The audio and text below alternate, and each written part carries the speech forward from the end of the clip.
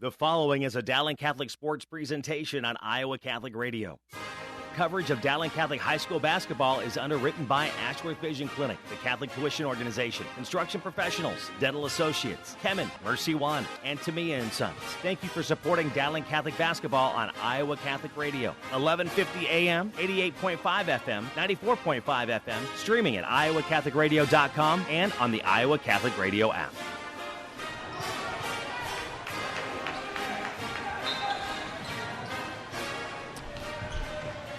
Hey, good evening and welcome to the Ankeny Centennial Gym as we get set for girls and boys basketball tonight here on Iowa Catholic Radio.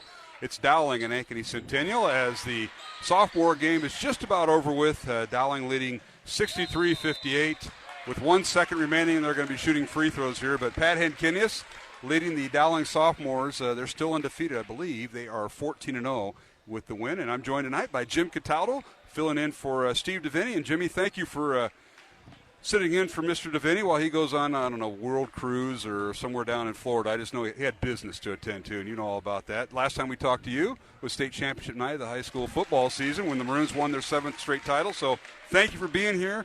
A little bit more relaxed. It is. And I like the excitement that you brought that night. Oh, boy, was it just – I mean, it feels like it was just yesterday, but it does. I know when I got the call from you just the other night to help fill in, I know I was – probably at the end of the list of the people you would reach out to, but wow. I'm glad we let it make work, and we're here tonight. The guy I'm concerned about is the guy next to me because he's the one that showed you part of my list, and you found out you weren't in the top 10. But now you're made the bottom 11, so congratulations. That's even better. Well, it says something when the radio or the TV is in need of people, they look for football guys. And so Andy and I are close-knit, and oh my goodness. If there's one commonality other than football that Andy and I bring is the love for girls' sports. His daughters are great athletes up here in Ankeny. Yes, they are. And I've had take after their mom. They do. Yeah. They do. And I had a chance to watch my daughter play, and now she's done. But there's nothing better nowadays than Dowling girls basketball. They are having a tremendous year under fourth-year head coach Kristen Marr. Their record 14-0. The Dowling girls are 6-1, and they've won 8 in a row. And they've knuckled down on defense. Their only 2 losses this year was right before Christmas to Johnson on a last-second basket by the Dragons, and then a loss to Southeast Polk. Unfortunately, they don't get the chance to rectify the Southeast Polk game because they are in a different division, the CIML. But they have knuckled down and taken care of the defense. So they're scoring enough points, but they were giving up too many points in those fourth quarters in both losses, and they've kind of taken care of that here, Jimmy. I mean, if you know Kristen Marr basketball is focusing in on defense. So you know that's probably been stressed over the last several weeks. But the one thing you see from this team is more and more girls getting involved in the offense, taking a little bit of the pressure off Caitlin Clark, who Caitlin Clark is going to be solid game in and game out. Mm-hmm. But the production that we're getting from other girls is truly making this Dowling girls basketball team a very, very tough out. Caitlin comes in averaging, leads in what? 1, 2, 3, 4, 5, 6, 7 categories she leads the team, and I don't think there's anything left. Scoring average, 34.5 points. Rebounds, 8.5 rebounds per game. 4.5 assists. 81% from the free throw line. Leads the team with made three-pointers, 59.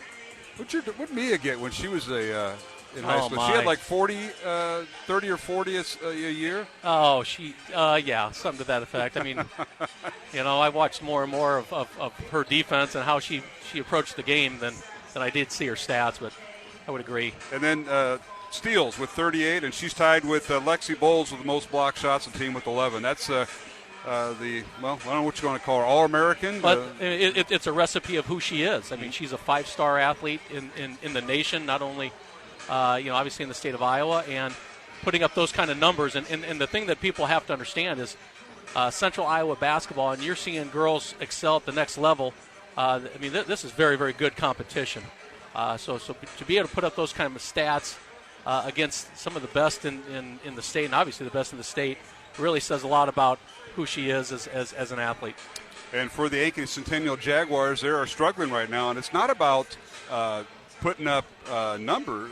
It's not about their defense. The Jags come in giving up an average of just 39 points a game. It's scoring-wise. And tonight they're depleted because Alexandria Kiana Harris, their outstanding forward, averaging 7.5 points. Their leading rebounder out with she rolled her ankle in their previous game, so she's out. And for Scott DeYoung, who's won 7 state titles here in Ankeny, 6 at Ankeny, and one here at Centennial. He's without one of his forwards, and they are struggling. Right now they're at 500, looking to go south. And I've never seen a Scott DeYoung team do that, but that's Ankeny not finding people to score. And I think if you put him and ask him what's the one thing it is, and I think it's consistency.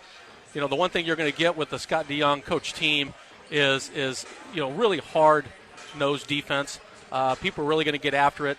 I've learned over the years watching him coach, his teams are not always the best teams at the beginning of the year, but as they go on throughout the season, this guy really figures out what are my strengths, how do I get the best out of the girls, and oftentimes they're overachieving coming this time of the year. Mark Amadale along with Jimmy Cataldo here in the pregame show. It's Dowling and Ankeny Centennial. We're here at the Centennial Gym. We're right behind the scorers table in the back row. Alongside us, to my left, is a couple of guys you know a little bit about. Mr. Andy Pollock, does he coach football at Dowling sometimes? He does a tremendous job. That's pretty good cover there. I know. Wow. And the guy next to him, he does TV, and he's dressed for TV. He's got the tie. There's not a hair out of place, and that's Paul Yeager doing the TV side. So we got a little duel, and we're side by side. Those two may have flashbacks to Wartburg games here pretty soon. They will. They usually do. Watch the replay tomorrow. I know I will on YouTube. But it should be a fun game. We're going to take a break here in our pregame show. Jeff Pickett is our studio producer. Mark Amadale, Jimmy Cataldo here tonight for Game 1. Mike Swaim has already texted me. You might want to check your text. He's already texted me about your show here this morning. This evening. Yeah, that's what goes around comes around, I guess. We'll be back with more as we'll take a break in our pregame. It's Dowling and Centennial here on Iowa Catholic Radio. Support for Dowling Catholic Sports 365 is provided in part by Ashworth Vision Clinic with 2 licensed optometrists, Barbara Sheets, a Dowling Catholic graduate, and Dr. Todd Pedig. The Ashworth Vision Clinic team provides complete eye exams, contact lenses, glasses, glaucoma testing, and pre- and post-operative care. Ashworth Vision Clinic is located at Ashworth and 60th Street in West Des Moines, 515-440-4610, online at ashworthvision.com. The Catholic Tuition Organization provides the best tax savings over any other charitable giving in the state. 65% of your contribution directly reduces your Iowa income tax liability. Plus, there are still federal deductibility options to further save on taxes. Find details online, ctoiowa.org. All this for the kids and their future.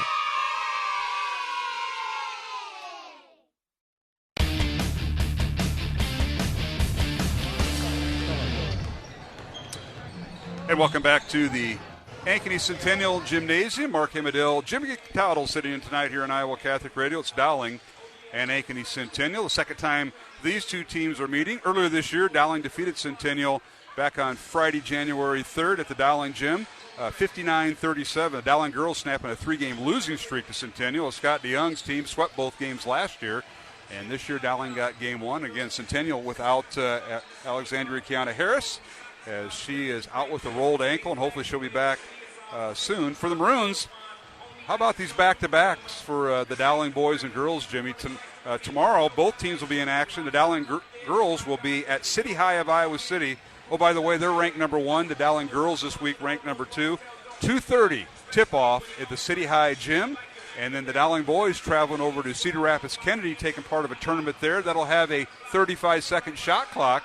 Dowling boys taking on 9th-ranked Dubuque Hebstead. This is kind of their makeup game after being snowed out against Dubuque Wahlert early this year. So both teams going out of town tomorrow for non-conference play. It's something, obviously it's in the back of your mind. You're thinking about it. It's number 1 Iowa City High versus number 2 Dowling in the girls' game. And if you don't know much about your team, you're going to find out a whole lot after tomorrow night. But what a tremendous opportunity to add a game like that late in the season as the calendar starts turning to February in just 2 short weeks. Here comes the state playoffs. And, to be able to play number 1 Iowa City High, who that's the benchmark at this point, That's right? They're number 1. That's right. You can really find out where you are as a team. Where do you need to get better? Where do you need to grow? Because it's likely you can see this team again at Wells Fargo in a few weeks. No question about it. Let's take a look at the girls' rankings that just came out yesterday. And we'll start with Class 5A. The number 1 ranked team, as we mentioned, City High of Iowa City. They're undefeated going into tonight's game. Dowling Catholic is second, followed by Cedar Rapids Prairie at number 3. Johnson is 4th and Waukee 5th. 6 through 10 in girls 5A, Southeast Polk, Cedar Falls, Waterloo West, Urbandale at 9, and Davenport North is 10th.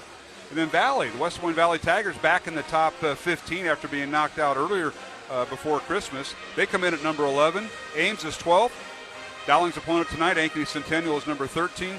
Council Bluffs Abe Lincoln is 14, and Sioux City East is 15. Dropping out of this week's top 15 is Bettendorf. So that's a look at the top 15 in girls play. And these are, why are these important? Well, these rankings are basically the seedings. And if you're 1 through 8, you're going to be a number 1 seed in your region.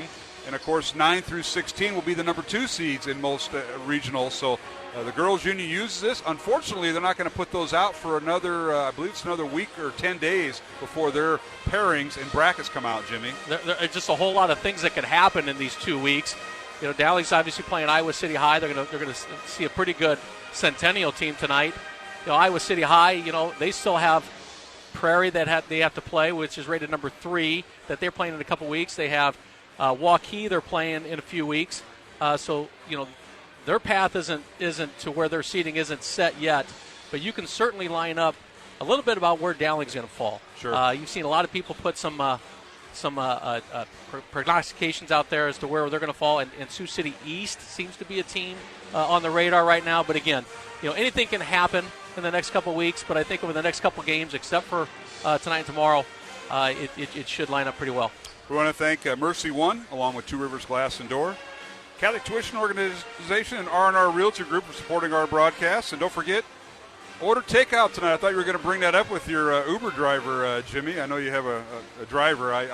Vinny and I, we just drive ourselves, but I thought you'd stop by to me and Sons, talk to Mario, Joe Jr., or even Louie about bringing up some of their dishes. Breaded ravioli or cheese sticks would have been nice to bring up from the south side of Des Moines up here to Ankeny. I tell you, that sounds so good. The nice thing about having my driver, Johnny, tonight is I know we're going somewhere to eat after this. Wow. Do you hope? He's already left, so he may be hitching a ride. And I'll tell you what, the guys that are sitting next to me, Pollock and Yeager, they live here in Ankeny. They're not going to the south side where you live up by the airport. That is not happening. We also want to thank tonight Ashford Vision Clinic, Construction Professionals, Dental Associates, and Kemen. And again, our three-point made shots or made baskets by Dowling are sponsored by and supported by Toomey & Sons, 1501 Southeast 1st Street on Des Moines South Side, just south of Principal Park. 515-282-7976. You can call them or go online, ToomeyandSons.net. Mark Amadale, Jimmy Cataldo. And Jimmy, if we could, let's take a look at tonight's matchups along the CIML. And, of course, this is back to conference games. Everybody, there's 18 teams in 6 different conferences. And we'll start with the Central Conference. We have Dowling and Ankeny Centennial and girl-boy doubleheader. These all get underway at 6:15 with the girls' game first. 4th-ranked Johnston at number 9 Urbandale in a girls matchup there at Urbandale. Ankeny travels up to Ames. Ames girls are ranked 12th. In Iowa Conference play, Marshalltown is at 11th-ranked Valley in a girl-boy doubleheader. And number 5 Waukee in girls play is at number 12 in Class 4A Mason City tonight. And number 3 Southeast Polk and number 6 Southeast Polk, girls union has them ranked 6th. Register has them 3rd. They're at Fort Dodge tonight. Those are all Iowa Conference games. In the Metro Conference, Hoover's at Roosevelt, East at North, and Lincoln at Ottumwa. Big matchup tomorrow, number 2 Dowling Catholic at number 1 City High of Iowa City. It's 2:30 at the City High Gym. That's girls play. And the Dowling boys take on 9th-ranked Dubuque Hempstead. That game we played at Cedar Rapids Kennedy. That gets underway at 12:30. That's an add-on game. It wasn't on the original schedule for the Dowling boys fans. Other games tomorrow has Hoover at Columbus Catholic of Waterloo in girls play, and North at Ottumwa in a girls and boys doubleheader in Ottumwa beginning at 2 o'clock. Fort Dodge at East Waterloo in girls play at 2:30. In boys play, Des Moines Lincoln takes on Atlantic, and they'll play right before the Iowa Wolves game at Wells Fargo Arena. That gets underway at 3:30. So Des Moines Lincoln taking on Atlantic. And, of course, Dowling will play Des Moines-Lincoln right before the sub-states begin. Valley is the second game tomorrow at Cedar Rapids Kennedy. The Valley Tigers taking on Linn-Mar. Their game will start at 3:30 right after the Dowling City High game, after the Dowling game tomorrow against Hempstead. And then North is at Ottumwa in doubleheader play. So let's look at the CIML. Every night is almost like a regional sub-state, and no question about that, especially for Dowling with back-to-back games with Centennial tonight and traveling to Eastern Iowa tomorrow. It sure is. I mean, you look at up and down the top 15 in the girls' rankings, and it's just full of blue bloods of Des Moines. Johnston, Waukee, Southeast Polk, who, along with Dowling, of course, I mean, they've been the perennial powerhouses in girls basketball over the last several years. And when you look at the games tonight, Urbandale and Johnston playing tonight, that's a game that jumps out. Urbandale's a team that's sneaky good, to say the least. I mean, they got a couple gals who are really good. The Jimfee sisters. Oh, yeah. That are a guard and a center, and they've been playing really well lately. And, of course, Johnston, I think, has a very, very good basketball team. All right, we're just about ready to have starting lineups introduced by our public address announcer, and that's Gary Naylor, the longtime voice here at Ankeny and Ankeny Centennial. He had a choice. Which school? As a lot of folks here in Ankeny. And, Jimmy, you've heard all the comments back when they built Centennial. And what Coach DeYoung is in and Coach Fontana are both in year 7. So this is 7 years since the schools have been split. I couldn't imagine going through that decision. But, back when the schools split, you can really tell that Centennial had the better sports teams. But you look lately in Ankeny Hawks on the southern edge of town, they're a heck of a sporting school at this point. I mean, you look at their football, basketball, baseball teams, really good school there. They've done a nice job with keeping their programs going, and obviously the participation amongst the kids is tremendous. Let's take a look at tonight's starting lineups as they've dimmed the lights here at Centennial High School. It's Dowling and Centennial. Let's take a look at the Dowling girls. The head coach is Kristen Meyer in her 4th year. They bring a 14-2 record. The Dowling girls ranked number 2 by the Des Moines Register and number 2 by the Girls Union. 14-2 overall, 6-1 in Central Conference play, and Coach Myers assisted by Joel Danner, Scott Babinet, Tom Donahue, Lisa Morrissey-Smith, Jonathan Vanderau, and Logan Greiner.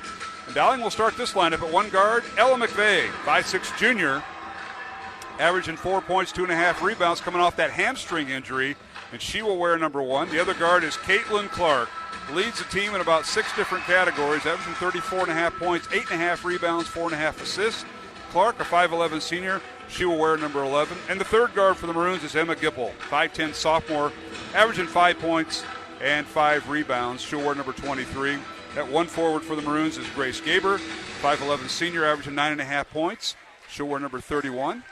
And at center for Dowling, senior Nai Tong, a 6'1 senior, averaging 5.5 points, 4.5 rebounds, and Tong will wear number 45. So it'll be McVeigh, Clark, and Gipple, along with Gaber and Tong. And the Maroons come in averaging 73.5 points on offense, giving up 51 points on defense. The Maroons have won 8 in a row, and earlier this year they defeated the Centennial Jaguars 59-37 at the Dowling Gym. And now for the home team on the scoreboard, the Ankeny Centennial Jaguars. The head coach is Scott DeYoung in his 7th year here at Centennial. And overall, this is Coach DeYoung's 31st year in coaching. He's won 6 state titles at Ankeny and 1 here at Centennial. And they will start this lineup. Bella Robin at one guard. Robin, a 5'8 junior, averaging 3 points, 3 rebounds, and has 16 blocks, leads the team this year. Robin gets a surprise start because of the injury to Alexandria Kiana Harris. So Robin, a 5'8 junior, wearing number 2. The other guard is Taylor Runchie. Her dad is the assistant coach, Dave Runchie, here at Centennial. Taylor is a 5'8 senior, averaging 4.5 points. She'll wear number 5. At one forward for the Jags, Jackie Pippett, 5'11 junior, averaging 8 points and just under 4 rebounds. She'll wear number 15. And the other guard will be Cleo Murray, 5'8 sophomore, averaging 9 points, leads the team with 32 steals, and she'll wear number 25. And the other guard is Meg Burns, a 5'10 senior, averaging 12 points, leads the team with 41 made threes. She'll wear number 40. So again, it's Robin, Runchie, Pippett, Murray, and Burns. The 5 on the floor to start for Ankeny. They come in ranked number 13 in the Class 5A poll out yesterday with an 8-8 record. 2-5 in Central Conference play. They average 55 points on offense and give up 39 points on defense. So, Jimmy Cataldo, that is the tail of the tape of the starting lineups. And again, Robin, who usually comes off the bench for Centennial, now a starter with the injury to Kiana Harris. Well, you look at these opportunities that girls get, and you're used to coming off the bench, and now you're thrust into the starting lineup. So let's see how Robin does tonight and takes advantage of her opportunities. All right, our officials who are being introduced tonight, we want to thank them for being here. Of course, that's Brian Orilko, Art Owsley, and Jerry Kinder. We're going to take a break and come back with a tip-off between Dowling and Ankeny Centennial from the Centennial Gym, along with Jimmy Cataldo. I'm Mark Amadale, but first, we will have a word from Dr. Dan Ryan, the president of Dowling Catholic High School, and our pregame prayer with the Dowling Catholic chaplain, Father Ryan Andrew, here on Iowa Catholic Radio. Hi, this is Dr. Dan Ryan, president of Dowling Catholic High School, and welcome to another season of exciting Dowling High School basketball. We are proud to be partners with Iowa Catholic Radio, not only broadcasting basketball, but also being partners in preparing Christ-centered leaders for life. Go Maroons! Hello, my name is Father Ryan Andrew, and I'm the chaplain at Dowling Catholic High School. Let us pray for the coaches, players, and trainers tonight for this athletic competition. In the name of the Father, and of the Son, and of the Holy Spirit, amen. Heavenly Father, we thank you for all your gifts. We ask you to bless all those involved in this athletic competition tonight. We ask that you keep them safe, and that they all show good sportsmanship. We ask this through Christ our Lord, amen. All holy men and women, pray for us. In the name of the Father, and of the Son, and of the Holy Spirit, amen.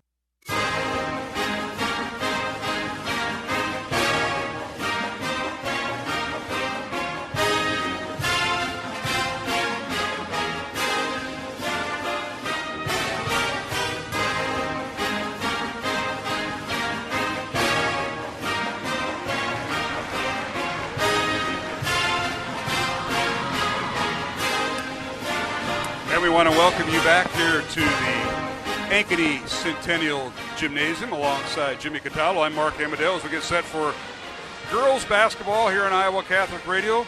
Dowling on the road at Ankeny Centennial, and the boys' game to follow. We'll have both contests here tonight, as we've got a pretty good crowd that has filled this gymnasium. It's always good to see the live band here on Friday nights, Jimmy. They don't get here, but that adds a little bit of a festive atmosphere. Well, it's one of the larger pep bands I've seen on these Friday nights, but it just adds to the atmosphere of a good girls' high school basketball game. It certainly does, and officials are on the floor, and they've signaled the girls that they're ready to play. Jerry Kinder, our lead official, will toss the ball in the air. Art Owsley and Brian Oroko round out the officiating crew. We're underway. Dowling winning the tip, and the Maroons going left to right in front of us as we broadcast on the back row right behind the scorer's table here at Ankeny, and Dowling with the ball. With it is Gipple, dribbles to the top of the key, dribble handoff to Caitlin Clark as the Maroons with their first offensive set. Clark dribbles in the lane, pull-up jumper off the glass, too strong, no good. Ball slapped out of bounds off Ankeny, off Centennial rather, and it'll be Dowling basketball.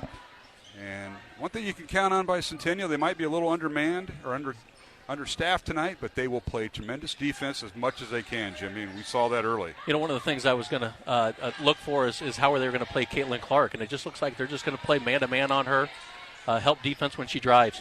And that's everybody. Clark for three in the right wing, good in front of head coach Scott DeYoung, and he just shakes his head. That's a Toomey & Sons three-pointer for Caitlin, 3-0 Dowling, and Centennial with the ball. They go right to left. Dowling in their road maroon uniforms, white numbers and letters, and Centennial with the shot at the free throw line. Too strong, no good by Bella Robin.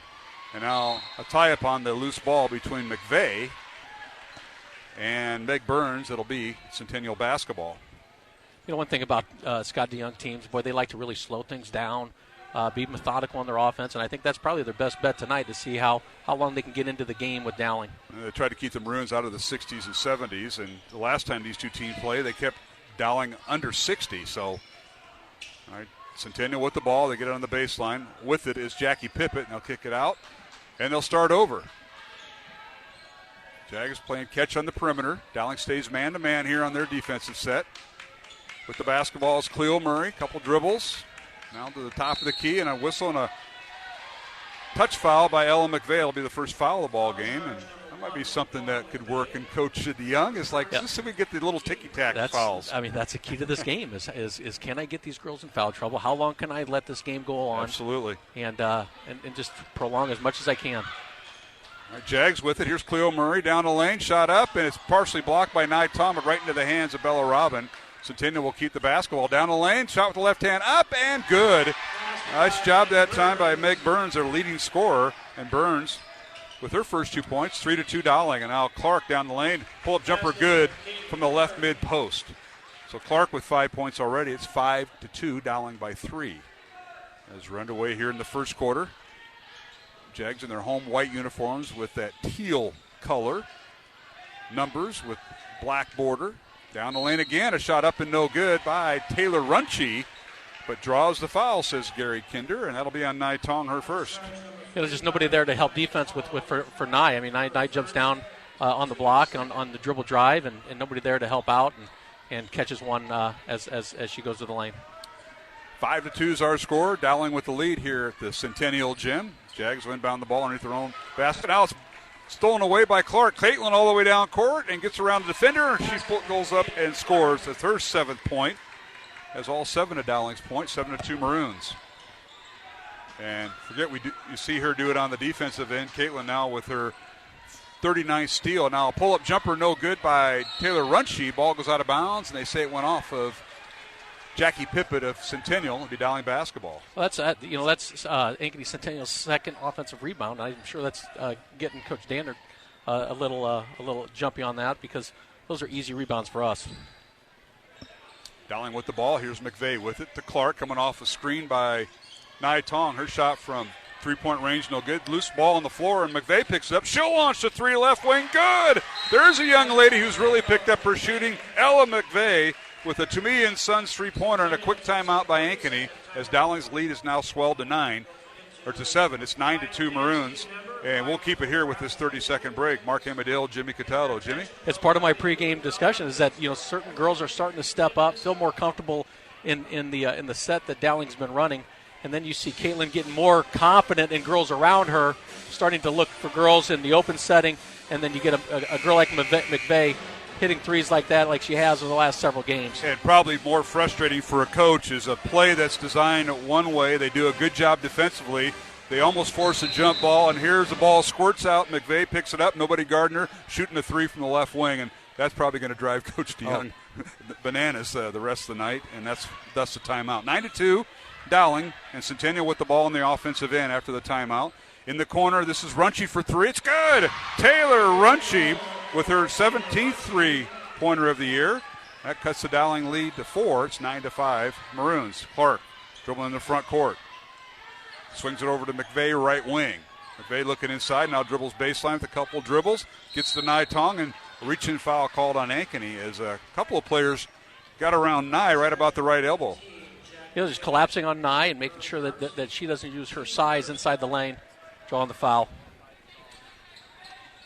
Dowling will throw it in as Gipple gets it into Clark, and she loses control of the basketball and going to recall for the travel. I don't think Caitlin thought she had control of it. When you don't have control of it, then but I think it's the right call. Sure I would never disagree with Art Owsley. Never. All right, Ankeny Centennial with the basketball. With it is Taylor Runchie. It's on top of the key to Murray. Now they swing it into the free throw line to Robin, who gets the start tonight. Again, Alexandria Kiana Harris, all 7.5 points and 6.5 rebounds out for Ankeny with the ankle injury that she injured earlier in the loss to Waukee on Tuesday night. Ball poked out of bounds, and Centennial gets it. Now top of the key, Meg Burns for three, missed everything. It'll be Dowling basketball as it goes out of bounds into the CISN TV cameraman that's working the baseline. I don't think that's the guy that does the zoom on, on Pollock and Yeager to our left. There's not too many cameras that do find the zoom on those two. You might have to get a couple cameras involved with those two. 9-5, Dowling with the lead. Now here's McVeigh dribbling baseline, cut off, swings it out to Gipple. Top of the key, Gaber for three. It's off the back iron, too strong, no good. Rebound Ankeny and Bella Robin. Grace got a good look at that, Jimmy, from the left wing. Had plenty of time to shoot it. But just that's Grace's shot. I mean, wide open three-point shot, and those are shots that she normally knocks down. She's going to start getting comfortable in this game here. All right, Ankeny with it. Dribble penetration, pull-up jumper, good. And that is Jackie Pippett off the dribble penetration by Meg Burns. Kicked it out to Pippett, and she scores, and that's her first basket. And it is 9-7. Dowling with the lead. Now step back from the free throw line by Clark, no good. Ball slapped around. Bodies flying everywhere on the floor, and we're going to see a jump ball. And it'll be Dowling basketball, I believe, as first substitution of the game. Ellie Street checks in for the Centennial, a 5'10 sophomore, wearing number 14. And checking out will be Cleo Murray. Dowling's basketball, they inbound it. They get it to Gaber in the corner for three. It's up, good! A Tamia Sons three-pointer. Couldn't hit it from the top of the key, but she hit it from the right baseline wing. You know, it's a shooter. I mean, sometimes it's you're a better shooter when you're contested than when you are opened up. 12-7 Dowling as we approach the 3-minute mark here in the first quarter from the Centennial Gym. Glad you could join us. Girls and boys basketball tonight on Iowa Catholic Radio. Dowling on the road at Centennial in the girls game right now. The Maroons with a 5-point lead. Centennial with the basketball and running one-hander, no good, but offensive putback up and good by Bella Robin as she put up the missed shot by Taylor Runchie. You know, just another offensive rebound by Centennial. Just girls got to find their man and block them out and get rebounds. 12-9 Dowling. They have the basketball. Centennial remains in their man-to-man defense. Here's Gipple with it. Puts the ball on the floor, dribbles through traffic, down to the right block. Pass inside the Nitong. It's stolen away by Taylor Runchie for the Centennial. Over to Meg Burns. Burns, guarded by Clark, falls down and now throws the ball in the backcourt. But I believe Ella McVeigh is going to pick it up, and she's going to go in. Her shot up with the left hand, no good, missed everything. And the rebound comes out to Runchie. So McVeigh had an opportunity. Maybe she was thinking she was going to have a foul and was anticipating contact there. Well, it was great defense by Ankeny Centennial. I think she's trying to draw the foul, and it just doesn't happen. Got a little out of control going up. Now Pippett around Nai Tong. Her shot too strong off the glass, no good. Rebound Dowling. Here's Clark with it at the free throw line. Behind the back, pull-up jumper, good. How do you defend that? I think Meg Burns is wondering. She was guarding Clark. 9 points for Caitlin.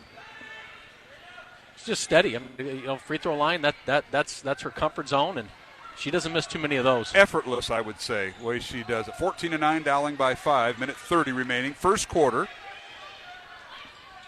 Now here is Meg Burns coming off a ball string. Pull-up jumper. Good at the line. Nice pick that time by Bella Robin. She set the screen, and Burns hits the shot. Well, we talked about Burns is the person I think you got to get involved most in this Ankeny Centennial offense. And that time they found a nice pick up at the top of the key. Hit down the 10-foot jumper. 14-11. Dowling's lead is 3. Maroons with the basketball on the offensive end. Gipple, dribble handoff to Clark. Beyond the three-point arc. Left wing, now dribbles to the left elbow. Won't shoot it. Gets to Gaber for 3. It's up, good! Grace Gaber's hit one from the right corner and this one from the left corner. Another to me and Sons three-pointer, Jimmy. Yeah, that's what she brings to this offense. She's a set-up three-point shooter, and when she can knock those down, they're going to be tough. Burns with it for Centennial. She dribbles into a double team between Clark and Nai Tong. Kicks it back out. Here's Runchie with it, top of the key. Now gets to Pippett. Lobs in the corner to Burns, who's on the left baseline corner. Won't shoot it. Tries to lob it inside. Stolen away by Gipple. 30 seconds remaining. Emma in the front court. 1 versus 3. Leaves it inside for McVeigh. Her shot under is no good. Hit the underside of the basket. Rebound Ankeny with Pippett and 18 seconds remaining. Tough break for McVeigh. I think when she shot, she didn't realize she was didn't under the ball. understand where she was at. Yep.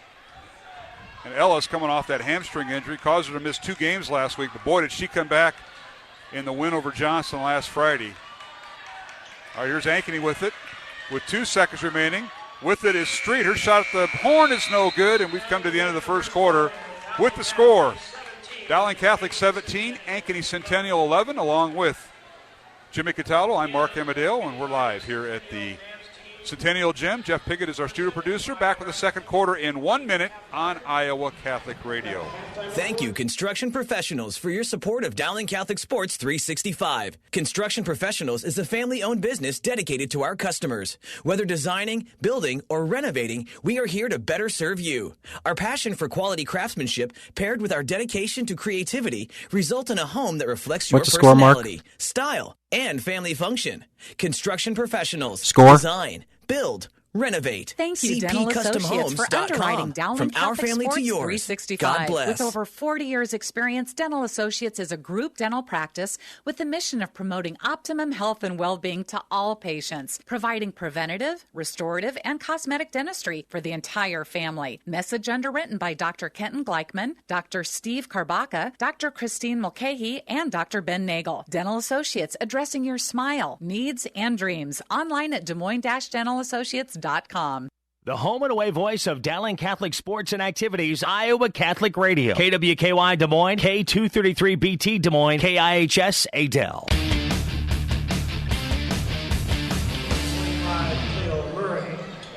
And we're back here at the Centennial Gym. Started the second quarter. Centennial with the basketball. They worked the ball underneath. Shot up and no good, but the ball poked around on the rebound, and Lizzie Strom shoots and scores off the bench to start the second quarter. And cuts the Dowling lead to 17-13. As we're underway, Dowling's first offensive possession here in the second quarter. Corner three by Grace Gaber. Shot was blocked, and that is Ellie Street with the block. So a couple reserves coming up with big-time plays here to start the second quarter, Jimmy. It's just, you have to understand your environment. I think the girls watching from the bench have seen Gaber hit 2 or 3 threes. Know she's going to shoot that. And now they work it inside, and it's shot up and good by Bella Robin. That's her 4th point. And all of a sudden, the Dowling lead, it was at one time, up to 9, is now down to 2, 17-15. Maroons now underneath Lexi Bowles. Her shot up and good. The assist from Caitlin Clark. Tremendous pass by Caitlin. Noticing 2 girls come on her on the dribble drive. Sees Lexi Bowles at the block, and she puts it in. Of course, the Maroons led 17-11 at the end of one quarter of play. Both teams did not attempt a free throw in that first quarter. Team fouls, Centennial with 2, Dowling with 1.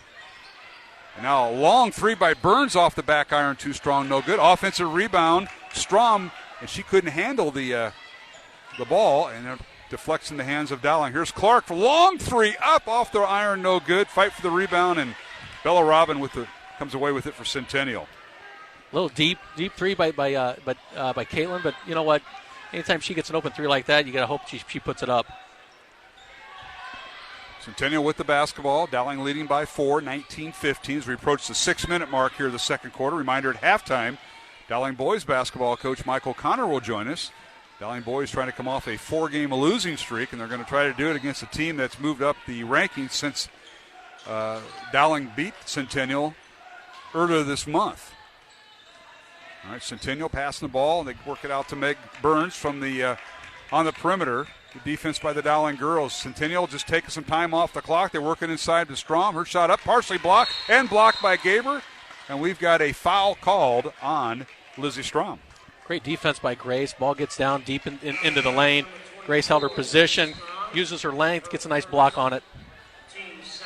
Second team foul on Centennial. Dowling also has 2 team fouls. McVeigh and Nai Tong with a foul each.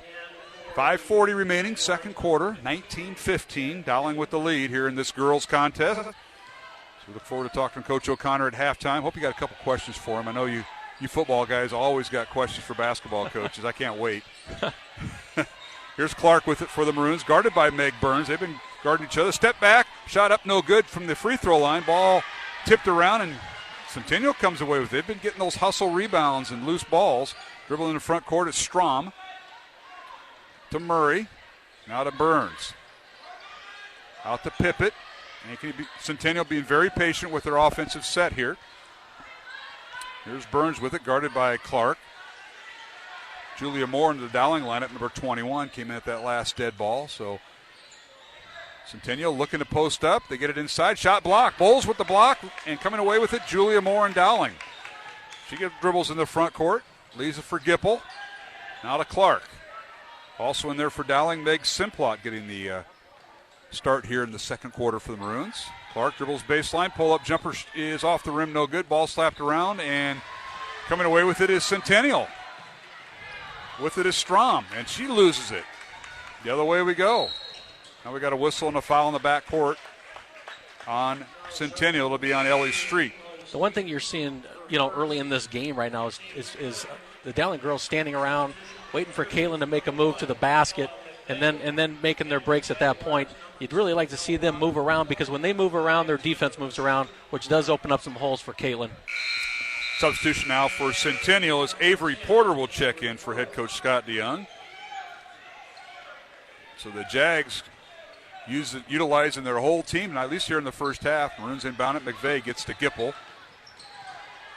Emma dribbles to the baseline, gets it back out to Moore. Can't handle the pass, and now she gets to Simplot. Meg with it, out to McVeigh. Works the right side as Clark is out of the Dowling lineup right now.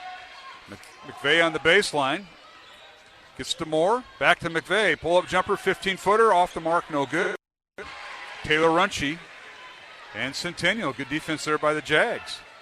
Clark and Tong and Gaber all on the bench, with Tong now up and ready to check in. Here's Centennial. Ellie Street in there on the baseline. Pull-up jumper. Good. Is that Avery Porter, I believe, that just checked in? No, number 15. That's Jackie Pippett. So Pippett with her fourth point. 19-17, the Dowling lead 2. Here's McVeigh with it.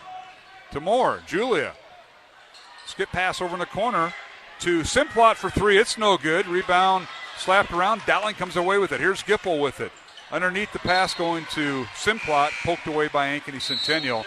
I'll tell you what, the Jags are playing good defense, and Coach DeYoung cheering him on. I know he's undermanned tonight, so to speak. It's sort of what we talked about pregame. As you know, Scott DeYoung knows that to be in this game, they got to play great defense, slow the game down, control the tempo, and hope the good things happen late in the game. And make Dowling work for a shot, and they have thus far. Clark's out of the lineup. Here's Moore with the dribble handoff from McVeigh. Julia, the left-hander, gets the ball on the left side. Corner 3 by Simplot, no good, and a rebound out of there by Runchie. Centennial a chance to tie or take the lead. Runchie in the front court. Gets it to Street. Now up top it goes to Robin. They play catch in the perimeter. This is Avery Porter with it, guarded by Gipple. Now with it is Taylor Runchie, and now Centennial will start their offense. They'll flip-flop their wings and work the right side. This is Porter with it. Top of the key it goes to Pippett. They lob it inside to Robin. They draw the foul. It'll be out of bounds to Centennial, but a foul on Dowling. Well, you just see, you see what he's trying to do. Set his offense, get his girls moving around, work for the easy, high-percentage shot, which they're not missing too many shots early in this game. If they can control some of their turnovers or getting most of the offensive rebounds at this point, this is lining up exactly how Scott DeYoung had hoped for. Yeah, and he's doing a good job with his rotation. He's got a lot of kids in. I think he's played 8 kids, if I see right, and now they're working inside. They work a lot of ISO, Jimmy, and you know that term from football. They work a lot of ISO as they're spreading the court, and a foul on Nai Tong. That's her second, and he's trying to get 1 or 2 players that have a little bit of height to get alone in the lane, 4 out, 1 in, and it's worked. And it does. I mean, they're not that big of a three-point threat. You don't really need to chase them beyond the three-point. They can sag back down, help out Nye on that. First free throws of the night. Jackie Pippett hits the first. She's got 5 points. Second free throw up and off the rim, no good. Rebound Dowling. 19-18, Dowling by 1. 2.5 minutes remaining in the first half. Caitlin Clark returns to the Maroon lineup. Dribble handoff to Gaber. Grace with it. Between the circles. Now they work the right side. Here's Clark with it. Double team. Works the baseline. Now reverses into the lane. Tries to get the pass off. Stolen away. Good defense that time. As Runchie with the steal. Now down court. Clark, her shot up and good, and she hits the deck. So quite a possession there. That's Clark's first points of the second half, or the second quarter. It's 21-18, but what a flurry there. You can't let up on her. You can't let up on Clark. She plays the entire court. Clark with 11 points, and now we got to whistle another foul, says Brian Orelko. And that'll be on Caitlin Clark, her first. 21-18 Dowling, minute 50 remaining here in the second quarter.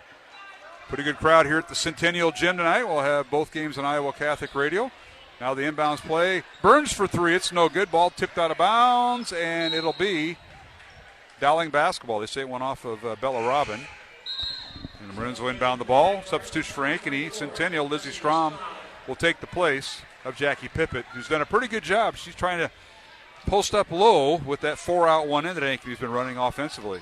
Had Ranchi held on to that ball a little bit longer.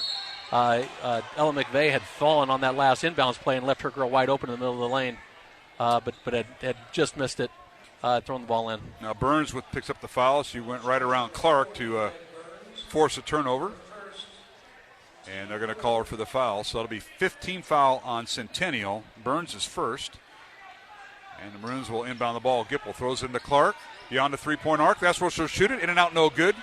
And the rebound, Bella Robin and Centennial. Jags with it. A chance to tie or cut the Dowling lead to 1 with a minute and a half remaining in the half. Now a whistle and a reaching foul by McVeigh, and that'll be her third. Something that's got to really frustrate Coach Meyer. I mean, that's 22 feet away from the basket. Get caught on a reach-in foul. You really just didn't need to have this late in the half. And part of that has to do with that flurry we saw earlier where Clark ended up getting the uncontested layup, but there was a flurry, some contact, nothing called, and the officials probably thought, nobody had the advantage, but there was a loose ball, and then Ella gets caught with, a touch foul. Now backdoor cut by Burns. Her shot off the glass, no good. Rebound Clark. Minute 10 remaining.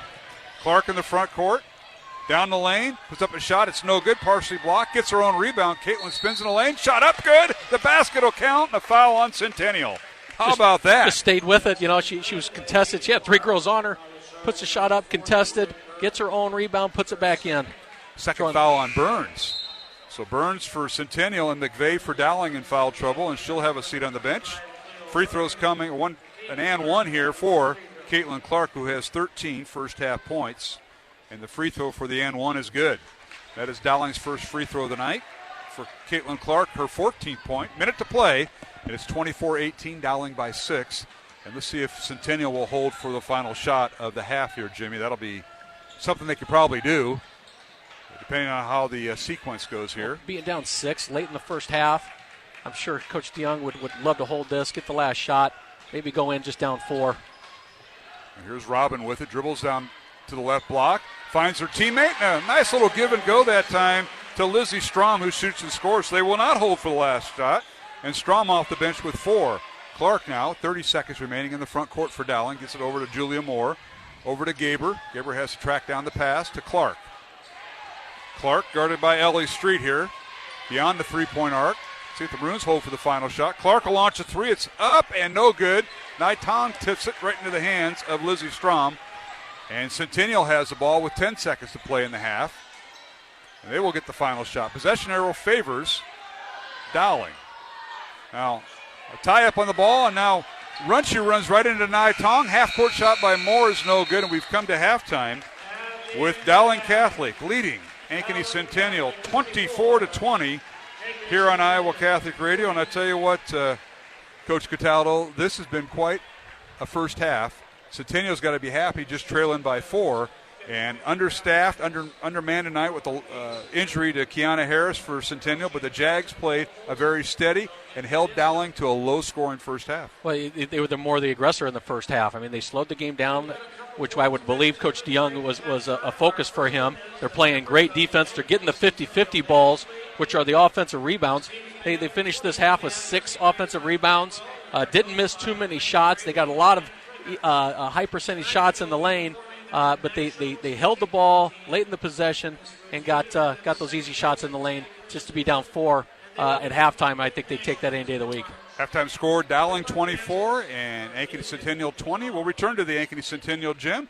Along with Jimmy Cataldo, I'm Mark Amadale. Head coach Michael Connor, the boys coach, will join us next here on Iowa Catholic Radio. Support for Iowa Catholic Radio's broadcast of Dowling Catholic sports and activities is provided by Kemin, a global ingredient manufacturer using science to transform the quality of life for 80% of the world. Kemin is on the leading edge of molecular science, manufacturing more than 500 specialty ingredients for the human and animal health and nutrition, pet food, aquaculture, nutraceutical, food technologies, crop technologies, and textile industries. Kemin strives to sustainably transform the quality of life every day for 80% of the world with their products and services. Kemin, using science to transform the world. Online at Kemin.com. Thank you to Mercy One for their support of Iowa Catholic Radio. From the cardiovascular experts of the Iowa Heart Center to the pediatric services of Mercy Children's Hospital and Clinics, Mercy provides complete care for Central Iowa's adults and children with more than 50 primary care and specialty clinics in the Des Moines area. Find a convenient Mercy One location near you. Online at mercydesmoines.org.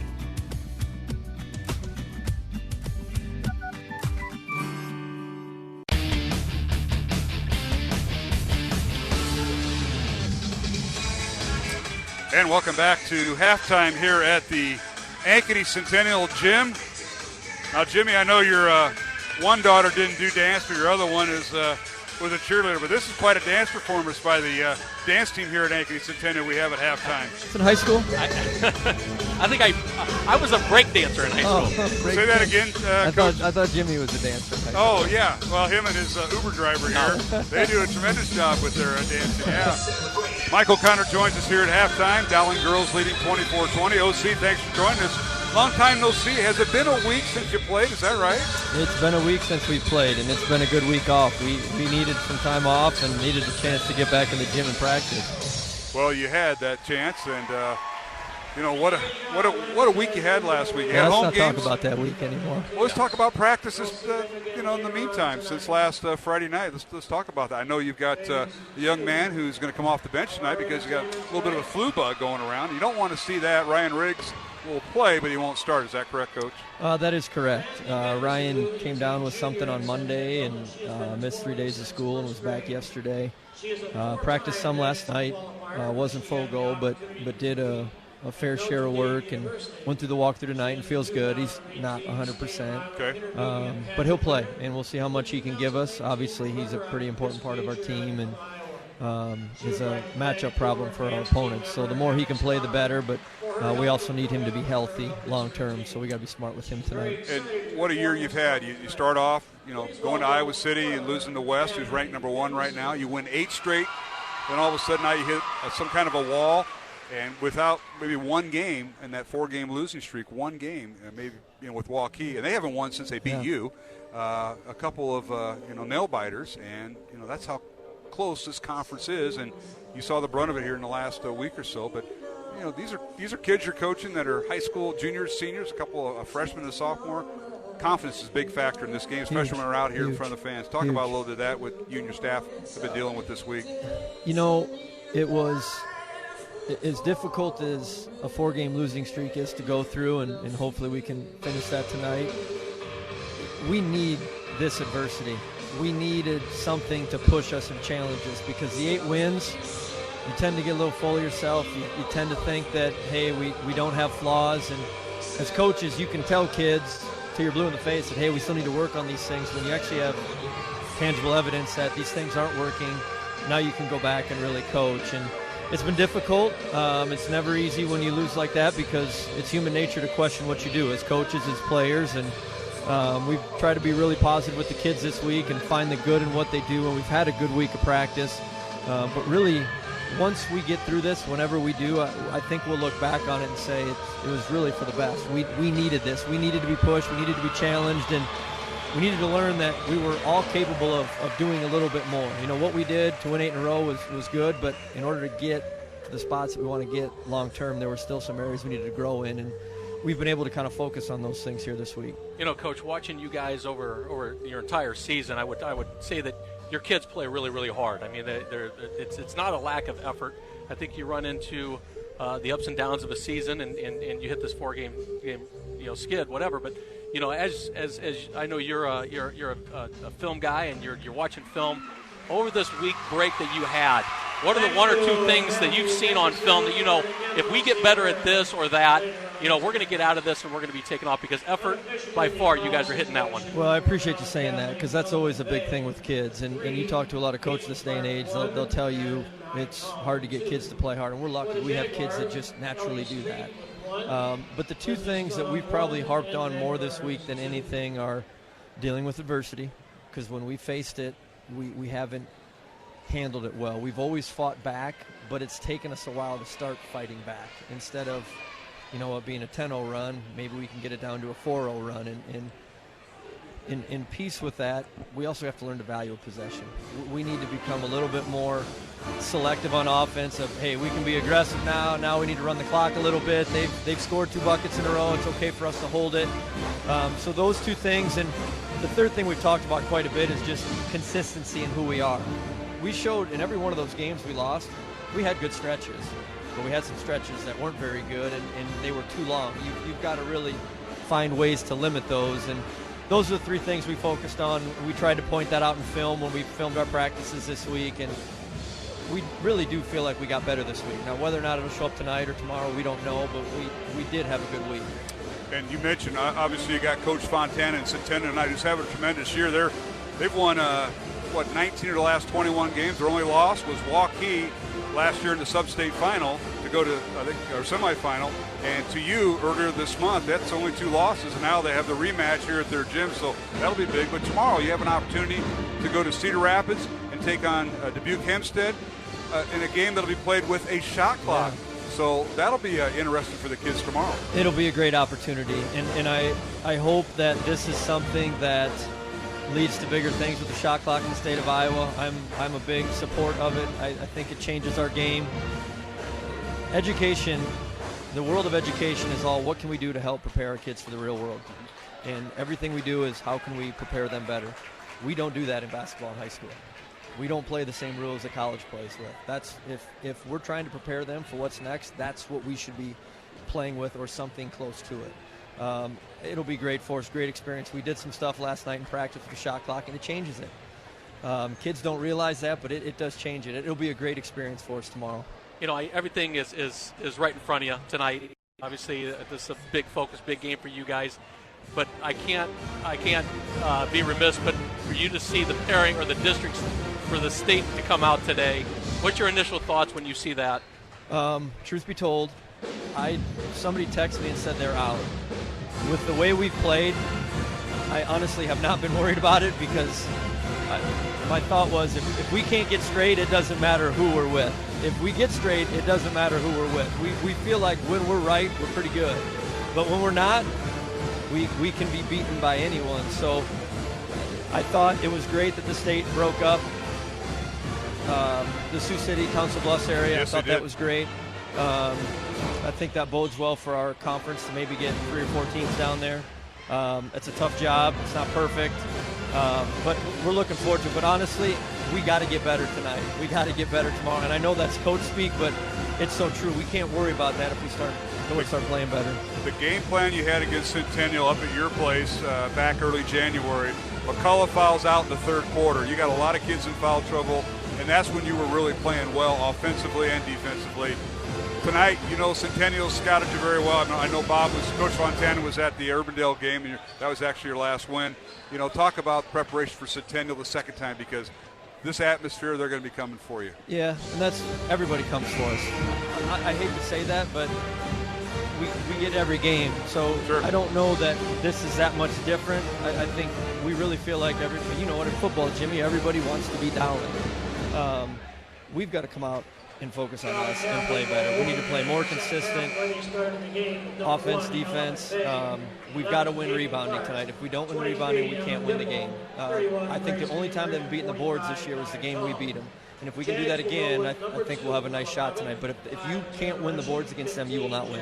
OC, best of luck tonight and tomorrow, and thanks for joining us. No problem. Thanks, guys. Michael Cunner, the Dowling boys basketball coach, joined us here at halftime. We'll take a break. Dowling girls lead 24-20 at halftime. Back in 1 minute, the start of the second half on Iowa Catholic Radio. Support for Dowling Catholic Sports is provided by Two Rivers Glass and Door, creating commercial glass and aluminum storefronts. Also serving your home needs by creating custom frameless shower doors, mirrors, glass tabletops, and specialty glass. Two Rivers Glass and Door. Design, fabrication, and installation. 515-222-4860. Online at tworiversglass.com. Two Rivers Glass and Door. Serving imaginations since 1992. Thank you, R&R Realty Group, for supporting Dowling Catholic Sports 365. R&R Realty Group is an Iowa commercial real estate owner and developer that provides services for all commercial real estate needs, including brokerage, interior space planning, real estate management, construction, and more. R&R Realty Group has been accommodating business expansions and real estate solutions since 1985, solving commercial real estate needs. R&R Realty Group, establishing long-term relationships built on trust. The home and away voice of Dowling Catholic Sports and Activities, Iowa Catholic Radio. KWKY Des Moines, K233BT Des Moines, KIHS Adel.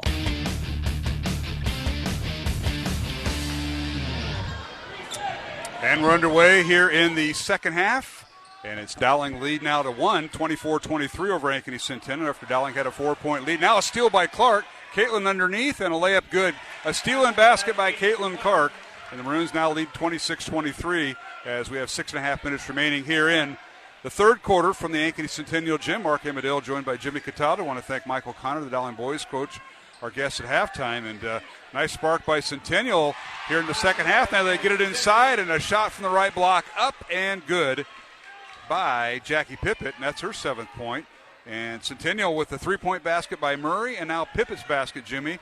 And they are on a 5-2 run here at the start of the third quarter. Here's Clark in the baseline. Pull-up jumper is no good. Ball slapped out of bounds off Naitong. It'll be Centennial basketball. You see Centennial came right out of the half, hits a 3-point shot. Dowling comes down, misses an easy layup by Nye, and it's just back and forth to begin the second half, and they've drawn it to 1.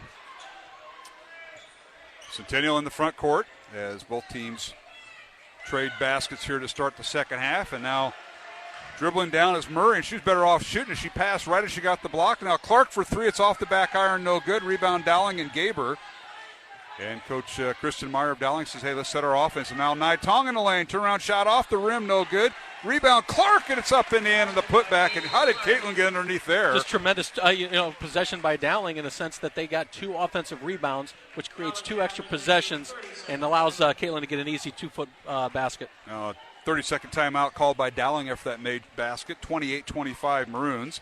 And let's take a look at the scoring in the first half for Dowling. The Maroons were led by Caitlin Clark at halftime, 14 points. She now has 2 more here in the third quarter for 16 points tonight. She's followed by Grace Gaber with a pair of Tamiya and Sons 3-pointer for 6 points. 2 points for Lexi Bowles off the bench for the Maroons, and Ella McVeigh with 3 points. Dowling was 1 of 1 at the free throw line in the first half. For Centennial, they are led at halftime by Jackie Pippett, who had 5 points. She now has 7 with a made basket here in the third quarter. 4 points each for Lizzie Strom and Meg Burns. Bella Robin with 4 points, but Robin got the start due to the injury to Kiana Harris, who's out for the night with a twisted ankle. Another steal as Caitlin Clark back to action behind the back. Reverse layup up, good. The basket will count, and a foul on Ankeny, and that'll be on, I believe, Taylor Runchie. And on Runchie, that'll be her first. But what a move by Clark. Steal and reverse layup basket. It's her 3rd steal of the second half, and it just kind of it is what, this is what Caitlin does. When the games get tight, the ball in her hands, she wants control, and she produces. And we've got a full timeout, I believe, called by Scott DeYoung. We'll take one ourselves. 5 minutes, 15 seconds remaining here in the third quarter. It's Dowling 30, Ankeny Centennial 25 here on Iowa Catholic Radio. Amazon Smile is a simple way to support Iowa Catholic Radio. When you are shopping on Amazon, consider shopping through Amazon Smile instead. When you do, you get all the same great deals, and your order will also help support Iowa Catholic Radio. All you need to do is choose Iowa Catholic Radio as your nonprofit to support when you first log in, and Amazon will do the rest. Every Amazon Smile order you make, Amazon will donate to Iowa Catholic Radio. Support Iowa Catholic Radio while you shop at smile.amazon.com. And thank you for supporting Iowa Catholic Radio. Do you have a story? Well, God wants to hear it. Maybe you can't donate money or volunteer your time, but that doesn't mean that you can't evangelize for the Lord. Iowa Catholic Radio is on a mission of evangelization, and you can help by sharing your testimony with us. Just call 515-223-1150 and tell us how Iowa Catholic Radio has impacted your life. Or you can also email your testimony to contact@kwky.com.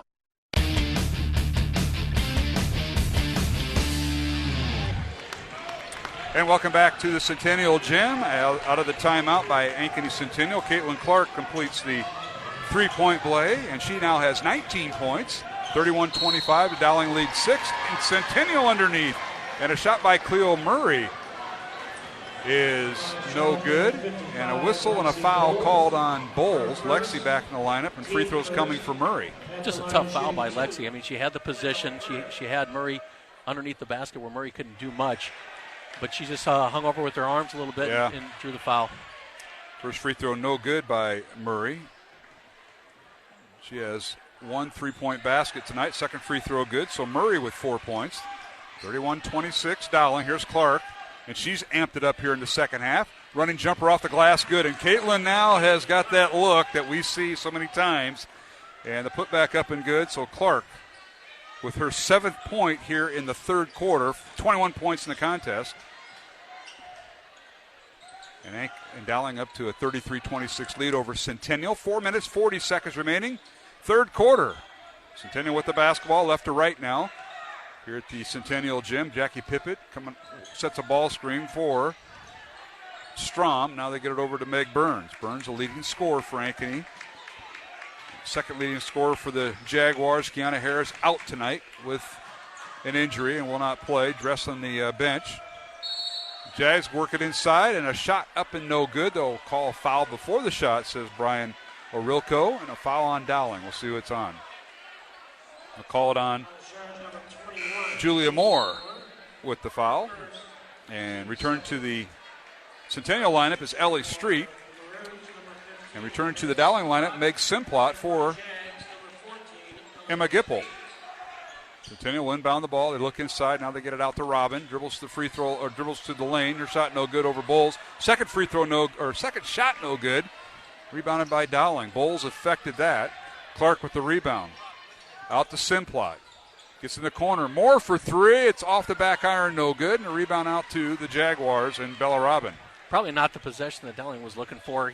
Run the clock a little bit. Find something a little bit more open than a 15-foot three-point shot from the corner.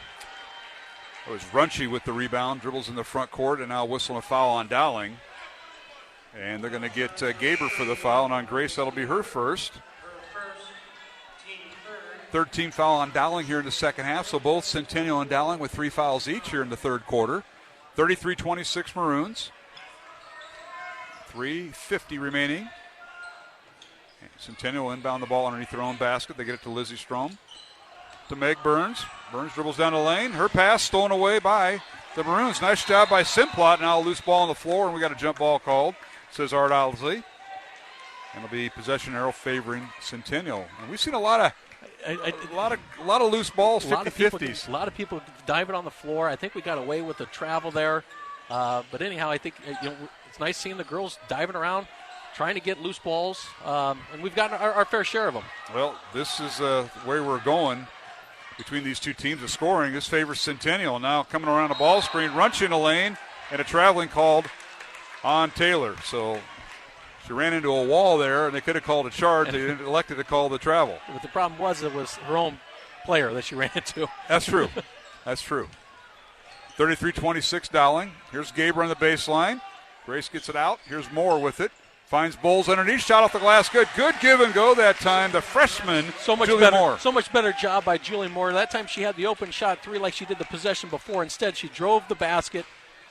Girls contested on her, and she dropped a nice pass to Lexi Bowl, who finished at the basket. Timeout called. This will be a 30-second timeout by head coach Scott DeYoung and the Ankeny Centennial Jaguars. 3:05 remaining here in the third quarter. We'll keep it here. I want to recognize our supporters and sponsors tonight here on Iowa Catholic Radio. They include Kemen, Dental Associates, Ashworth Vision Clinic, and Construction Professionals. Reminder, all Dowling three-point made baskets are supported and sponsored by Toomey & Sons, 1501 Southeast 1st Street in Des Moines, just south of Principal Park. Say hello to Mario, Joe Jr., and Louie. And you saw one of them today. You didn't think about bringing anything up to Ankeny. They will provide food to the Ankeny area, Jimmy. It was so good to see Joe Sr. walking around. I've known that guy for 25 years, and the man just does not age. He's awesome. And he looks just great. He's awesome. Of course, I like going in there and ordering that JoJo special. You and your Uber driver kind of like that every once in a while. You can also order online at tomeandsons.net or give them a call, 515-282-7976. One of those guys and gals will answer the phone and take your order today. We thank Toomey & Sons. Underway, out of the 30-second timeout called by Centennial, they now have 2 timeouts remaining. Dowling has 4 at their disposal. Corner 3 up and good by Lizzie Strom. Just her 4th 3 of the year and her 7th point tonight. It's 35-29 Dowling. And now the Maroons with the shot by Bowles, no good. Ball slapped around by Runch, and now a breakaway. And here's Murray with the basket up and good. Cleo Murray gets a breakaway. And that is her 6th point all here in the third quarter. Everything Coach DeYoung, drew up coming out of that timeout. 5 points coming out of that timeout. Dowling just going to get back in control here. All right, Clark dribbles in the front court for Dowling. Pass goes over to Gaber and gets it right back. Clark with it. Lobs it inside to Bowles, and her shot is blocked out of bounds off of Strom. It'll be Dowling basketball, and the Maroons will inbound underneath their own basket. And I'll tell you what, Ankeny he's called, Coach DeYoung has called timeouts the right time to stem the tide, to stop the momentum of Dowling. There's no doubt about it. I mean, it's showing his expertise at this game and knows how to run the clock here. Here's Clark for three. Good. Oh, my goodness. Came off a ball screen and knocked it down from just to the left, the top of the key. Caitlin Clark with another Toomey & Sons three-pointer. Haven't seen McVeigh much this quarter. He picked up her third foul at the end of the first half and has sat the bench most of this quarter. Yeah, the 3 fouls. Clark with her 24th point, 38-31, Dowling by 7. The Maroons' largest lead tonight was 9 points early in the first quarter. Now Centennial with it, and they've been working their deliberate offense. 4 out and 1 in. Right now they've got Strom in the paint. Now a long 3 up and good by Bella Robin from beyond the three-point arc, left wing. Wow. Robin with her first 3 of the night. She's got 7 here, Jimmy. Just timely shots. I mean, when you need it the most, these girls are stepping up, hitting three-point shots, continue to put a little bit of pressure on Dowling. All right, Moore with it for the Maroons in the front court. Gets it to Gipple. Now Bowles down the lane. Her shot up. Good. Lexi Bowles took the ball at the free throw line, and nobody picked her up, and she scored an uncontested layup. She now has 6 points off the bench for the Maroons. Just a power move by Lexi. I mean, if you look at her stats, she's shooting 67% from the field, and if you can get that kind of production by a center, you'll take it every day. All right, here is Strom for attempting the 3. It's stolen away by Clark. Caitlin down the left side. Her layup is short, hits the underside of the rim, and rebounded by Centennial. And this is Ellie Street with it. Dribbling in the lane, and her shot up and good with the left hand. Nice job by Ellie Street. Got the rebound and took it down and scored. You see Caitlin just trying to draw the foul on that last steal, and by doing so, she put herself in a tough spot to shoot the layup, and she missed. Street with her first 2 points of the game. 40-36 is our score. Dowling by 4. 15 seconds remaining here at the end of the third quarter. And possession arrow favors Dowling. The Maroons are going to try to hold for 1. And now Clark fakes the dribble handoff, and he has it stolen away. Poked away by Robin. Into the hands of Street. Now Strom with it. He's still launching at the horn. It's no good, and we've come to the end of the third quarter. What a game we have. The score, Dowling 40. Ankeny Centennial 36, along with Jimmy Cataldo. I'm Mark Amadeo, back with the fourth quarter in 1 minute on Iowa Catholic Radio. Support for Dowling Catholic Sports 365 is provided in part by Ashworth Vision Clinic with 2 licensed optometrists, Barbara Sheets, a Dowling Catholic graduate, and Dr. Todd Pedig. The Ashworth Vision Clinic team provides complete eye exams, contact lenses, glasses, glaucoma testing, and pre- and post-operative care. Ashworth Vision Clinic is located at Ashworth and 60th Street in West Des Moines. 515-440-4610. Online at ashworthvision.com. The Catholic Tuition Organization provides the best tax savings over any other charitable giving in the state. 65% of your contribution directly reduces your Iowa income tax liability. Plus, there are still federal deductibility options to further save on taxes. Find details online, ctoiowa.org. All this for the kids and their future.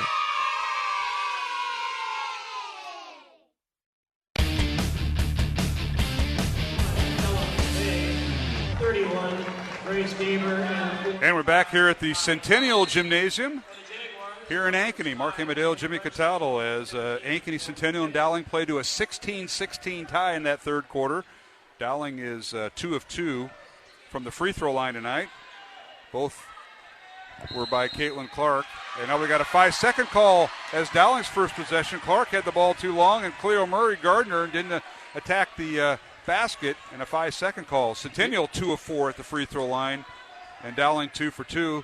But Centennial, this is their game. It's a low-scoring game, and it's a 4-point Dowling lead, Jimmy. And this is what they do. They frustrate you, and you can start seeing a little bit of the frustration in some of the players at Dowling. It's a great opportunity for Coach Meyer to talk about, this is the type of game we need. When the game is tight, we're up 4. We're playing deep in the sets. These are the type of games we haven't had, and to control your emotions a little bit. Don't get frustrated with the game. Of course, the girls' regionals have not come out yet. They will come out here in about a couple weeks. Now in the lane, a shot no good by Murray, but she tracks down the rebound as she went right around Nai Tong, who gets the fourth quarter start. And I think Dowling's back to their original starting 5. McVeigh's back in. Now a little backdoor cut, layup good. Little high-low action there by Centennial, and they've cut the Dowling lead to 2 as a basket by Jackie Pippett, and that is her 9th point. It was a great offensive set by Coach DeYoung. I mean, calling it high-low, no help from behind for Grace Gaber, and easy layup. Steal by Runchi, the pass from Clark, and now Centennial the other way. Street with it. In the lane, shot off the glass, too strong. Tip no good, and the rebound comes out to Dowling and Nai Tong. 40-38. Dowling by 2. Centennial has not had the lead tonight. Now Clark in the lane and draws the foul before the shot. As our official Art Owsley will say the ball will be out of bounds. They wave the shot off, and the foul is on Ellie Street. That's her second. Team foul number 4, I believe. Check that. Team foul number 3 on Centennial. Gipple will inbound it for Dowling. Gets to Gaber. They look inside to Clark. Right block. A head fake and a shot off the glass. Good. She went right around 2 players. The girl Gardner and the girl who came to help, Caitlin Clark, with 26 to lead Dowling. That's the time when you think Caitlin's going to control the game, take over. It'd be nice to see the other girls moving around a little bit. Now a shot blocked by Nye Centennial's Cleo Murray. Murray shot blocked. Dowling with the rebound. Here's Clark in the front court. Guarded well by Ellie Street. Works baseline and picks up and drew the foul. Hits the deck. It'll be out of bounds to Dowling, and that'll be team foul number 4 on Centennial, and that'll be on Ellie Street, her 3rd. And that'll get Meg Burns back in the lineup. And head coach Kristen Meyer and Dowling wants a timeout. It'll be a full timeout. Along with studio producer Jeff Piggott, I'm Mark Amadale, Jimmy Cataldo alongside tonight. Dowling 42 and Centennial 38 here in the 4th quarter on Iowa Catholic Radio. Thank you, construction professionals, for underwriting our show, Man Up, heard Mondays at 9 a.m. and 9 p.m. Construction professionals have been long supporters of Iowa Catholic Radio, and we've seen their work. It's beautiful. They do remodeling or new construction that is innovative, functional, and designing what you want.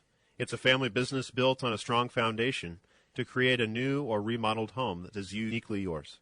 cpcustomhomes.com. From our family to yours, God bless. Thank you, construction professionals. Thank you, Dental Associates, for underwriting Dowling Catholic Sports 365. With over 40 years' experience, Dental Associates is a group dental practice with the mission of promoting optimum health and well-being to all patients, providing preventative, restorative, and cosmetic dentistry for the entire family. Message underwritten by Dr. Kenton Gleichman, Dr. Steve Karbaka, Dr. Christine Mulcahy, and Dr. Ben Nagel. Dental Associates, addressing your smile, needs, and dreams. Online at DesMoines-DentalAssociates.com.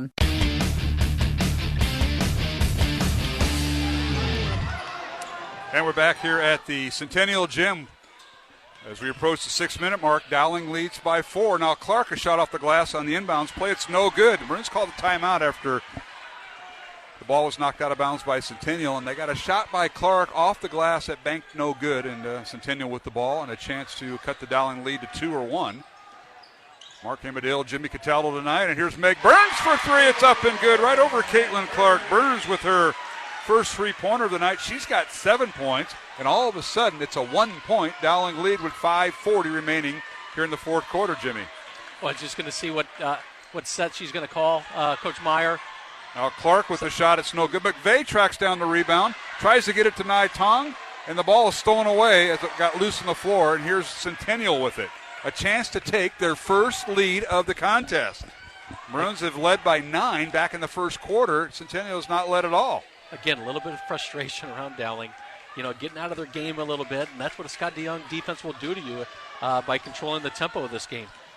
Dowling with all 5 starters out there. McVeigh, Gipple, Clark, Gaber, and Nai Tong. Under 5 minutes to play. Centennial with the basketball. This is Pippett with it. Has the ball knocked out of bounds. It'll be off of Centennial. Went off of Meg Burns. And now Dowling will take over. Substitutions now. They'll take Nai Tong out and put in Lexi Bowles in the paint for the Maroons. Clark is going to come out here for Dowling. And I believe Meg Simplot replaces her. So Clark and Tong out. Here's Gipple with it. Emma in the front court. A little pressure in the back court by Centennial. They lob it inside the Bulls. Ball thrown away and safe from going out of bounds. It'll be Centennial basketball as an errant pass to Bowles. Saved by Gipple, but she stepped on the baseline. It's not a bad substitution by Coach Myers. I can see the frustration on Caitlin coming out of the game, but this is going to come down to the very end. It's a good chance for her to get a little bit of a break to go for the stretch run at the end. Dowling has 3 timeouts remaining. Centennial has 2 fouls. Centennial with 4, Dowling with 3 team fouls. 4.5 minutes remaining. Centennial with the basketball. Here's Pippett. Kicks it out to Burns. Dribble drives the lane. Over Bowles. Blocked by Bowles. Lexi with the big block. And we got a whistle and a foul. As Bowles got the rebound, too, and a foul on Centennial. And that'll be on Jackie Pippett, her second. Actually, her second foul. And the 15th foul on Centennial. Well, full court pressure here by the Jaguars. Dowling will throw it in with Gipple to Bowles, and now Gipple will run the point as Clark is on the bench. Caitlin tonight with just one foul. And now a steal, but retrieved by Gipple. It gets to McVeigh in the front court. Ella in the corner to Gaber, fakes the three, now dribbles to the lane, gets it back out. This is Gipple with it, and Dowling will run their offense. Something we haven't seen a whole lot without Caitlin Clark in a meaningful part of the game, Jimmy. Yeah, I mean, Coach Young calls a full court press knowing that they don't have a true ball handler in there, and almost got the steal there. Here's Gaber with it, drives, and she's fouled on the drive, makes the basket to wave it off, and a whistle and a foul. This will be the 16th foul on Centennial. And they will issue Ellie Street her fourth foul. Street, a 5'10 sophomore who's played a lot of post time tonight. In the absence of Alexandria Kiana Davis, the 6-foot senior, out for Centennial. And she's gotten a lot of playing time, although Bella Robbins started for her. Dowling will inbound the ball. They get it to Bowles.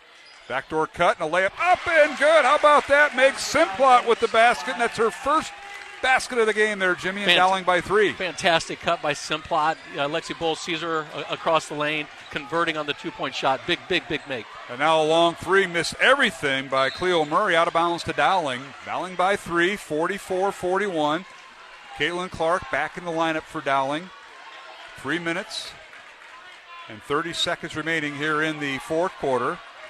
It's Clark, Gipple, Bowles, along with Meg Simplot and Grace Gaber, the 5 on the floor for Dowling. Here's Bowles with it. Dribble handoff, stolen away by Meg Burns, and a foul by Clark. A little careless there. Bowles tried to hand it off on that dribble handoff to Caitlin, and I'll tell you what, Burns blew that one up and drew the foul now on Clark, and that'll be her second. It's the inability to spread the court in that possession by Dowling. Forces that turnover, looking for the handoff pass, and is bringing 3 girls in the middle of that play for an easy turnover. For the last matchup against Centennial, Dowling won 59-37. We're going to struggle to get to 50. It's 44-41 Dowling as we approach the 3-minute mark here in the fourth quarter. Centennial, who's lost 2 in a row to Ames and Waukee here in the last week, trying to snap a 2-game losing streak. Now we got a timeout by head coach Scott DeYoung. He'll have 1 remaining after this, and this will be a full timeout. We'll take a break with 2:55 remaining, fourth quarter. Dowling 44, Ankeny Centennial 41. We're back to more girls basketball here at the Ankeny Centennial Gym after these messages on Iowa Catholic Radio. Support for Iowa Catholic Radio's broadcast of Dowling Catholic sports and activities is provided by Chemin, a global ingredient manufacturer using science to transform the quality of life for 80% of the world. Chemin is on the leading edge of molecular science, manufacturing more than 500 specialty ingredients for the human and animal health and nutrition, pet food, aquaculture, nutraceutical, food technologies, crop technologies, and textile industries. Chemin strives to sustainably transform the quality of life every day for 80% of the world with their products and services. Chemin, using science to transform the world. Online at chemin.com. Thank you to Mercy One for their support of Iowa Catholic Radio. From the cardiovascular experts at the Iowa Heart Center to the pediatric services of Mercy Children's Hospital and Clinics, Mercy provides complete care for Central Iowa's adults and children with more than 50 primary care and specialty clinics in the Des Moines area. Find a convenient Mercy One location near you. Online at mercydesmoines.org.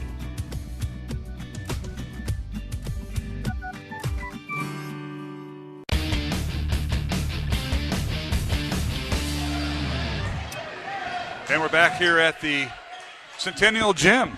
2 minutes, 45 seconds remaining here in the fourth quarter. Dowling 44, Centennial 41. Centennial with the ball. A shot by Lizzie Strom, no good. She got too deep. Did you try to attempt that layup? Rebound out to Dowling, and Maroons have it. Caitlin Clark with it. Maroons going with 3 of their starting 5 as it's Clark, Simplot, Gipple. Bowles now in at center, and Gaber.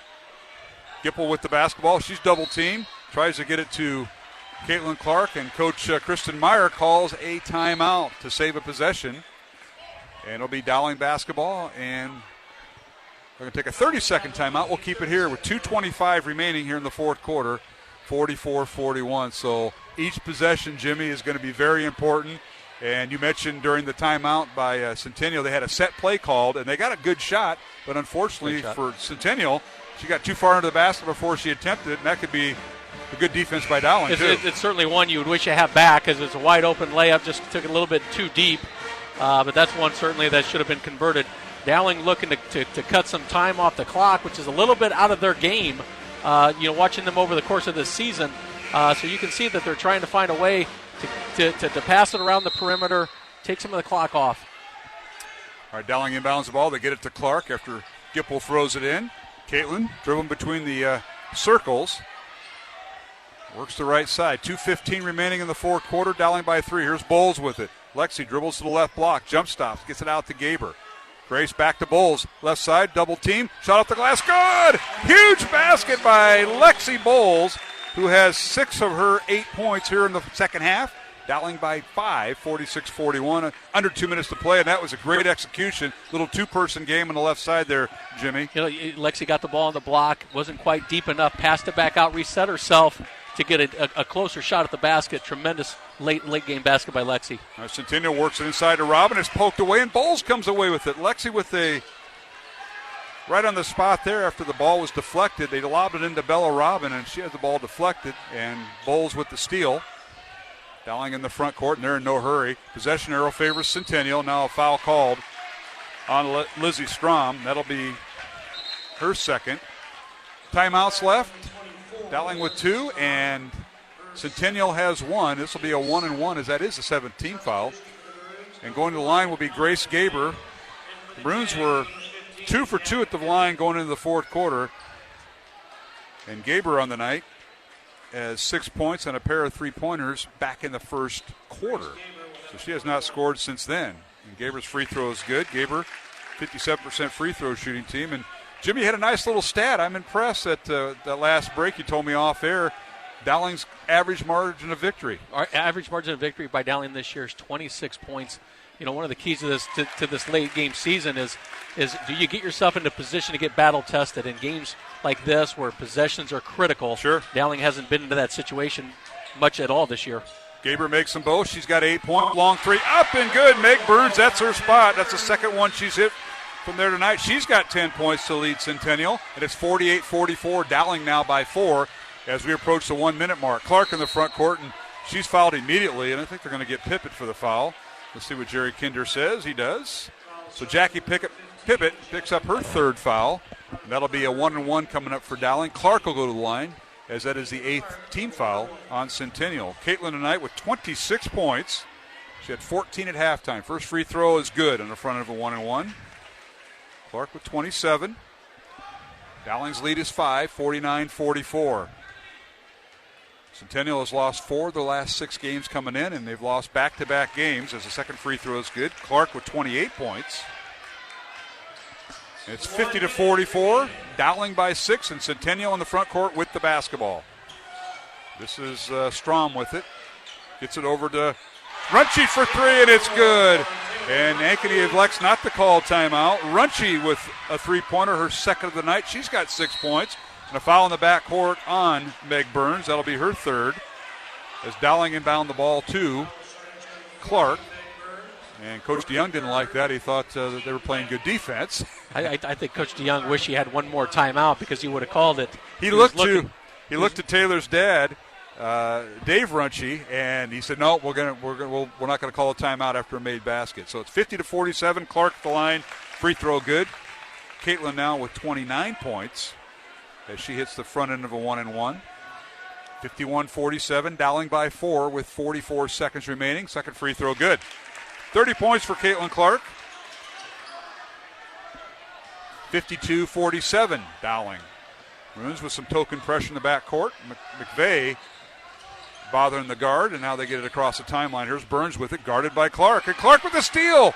She tried to do a crossover, did Burns, and Caitlin in the front court. Double team, now triple team. Lisa for McVeigh, and her shot up. Good! Ella McVeigh with her 5th point.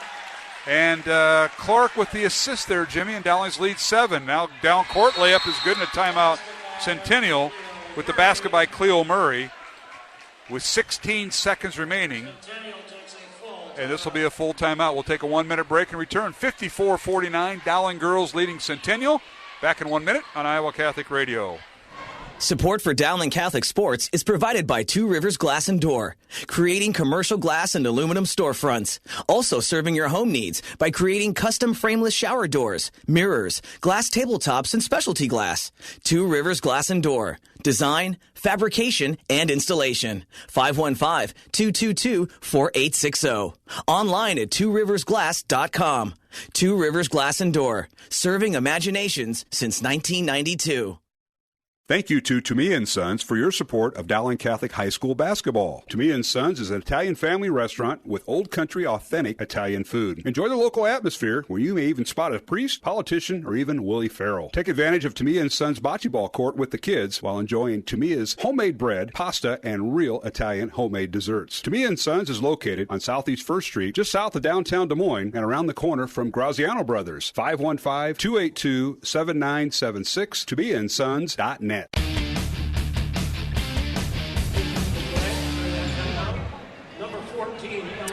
And we're back here at the Centennial Gym. Mark Amadeo alongside Jimmy Cataldo tonight, who's sitting in for Steve DeVinny. Full court pressure by Centennial. Dowling inbounds the ball to Clark. Caitlin down the sideline, and she steps on the sideline out of bounds. Turnover back over to Centennial with 12 seconds of play.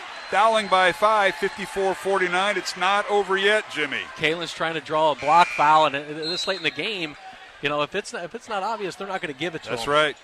So turnover against Dowling. Now Centennial's out of timeouts, and if the Jags score under 5 seconds, Dowling doesn't have to inbound the ball. So they inbound it to Burns. She'll launch a three over Clark. It's missed everything, no good. Out of bounds to Dowling. And it'll be the Maroons basketball with 8.8 seconds remaining. 54-49, Dowling over Centennial. And the ball has already been, as Coach DeYoung wanted a substitution, they inbound it. Dowling inbounds it to Gaber, and she'll go to the free throw line, fouled immediately, and that will be the 10th team foul, I believe, on Centennial. So a double bonus now, and Grace Gaber to the line to seal it for Dowling. You know, just showing some of her senior leadership going to the ball. They're trying to set a pick for Caitlin to get open in the backcourt. She couldn't get open. And Grace flashing to the ball to get the ball in. Pippett picks up her 4th foul. Free throws coming for Grace Gaber. First one up and good. It's a double bonus for the Maroons. Gaber tonight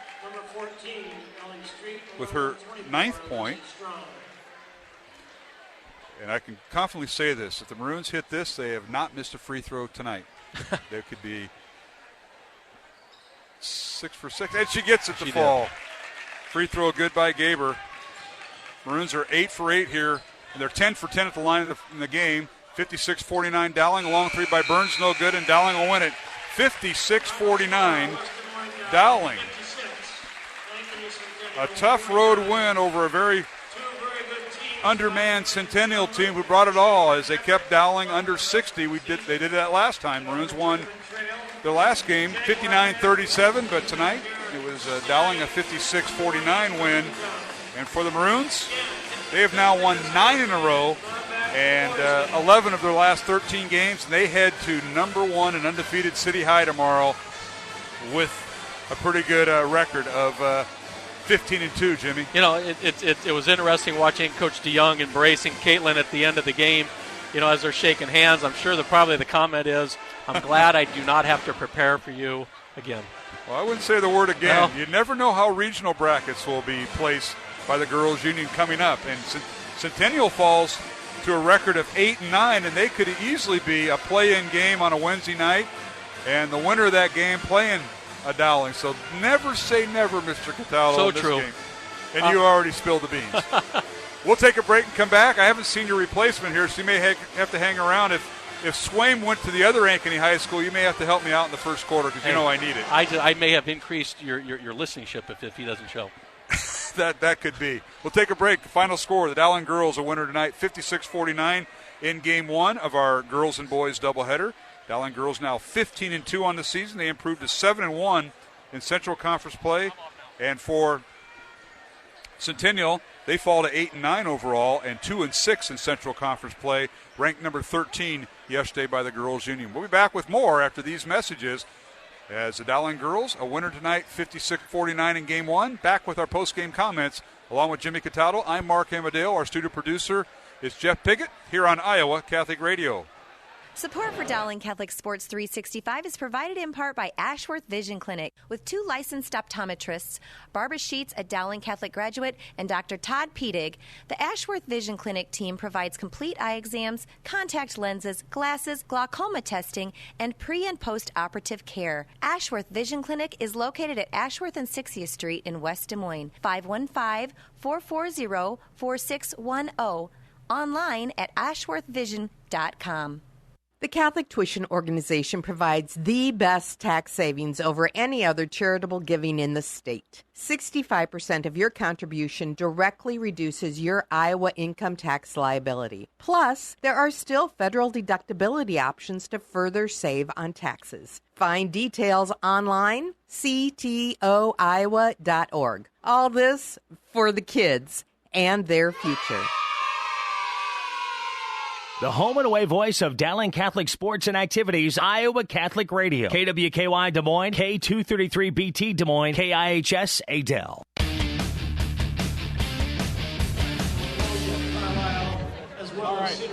Welcome back to the post-game show here on Iowa Catholic Radio. Mark Amadale, Jimmy Cataldo.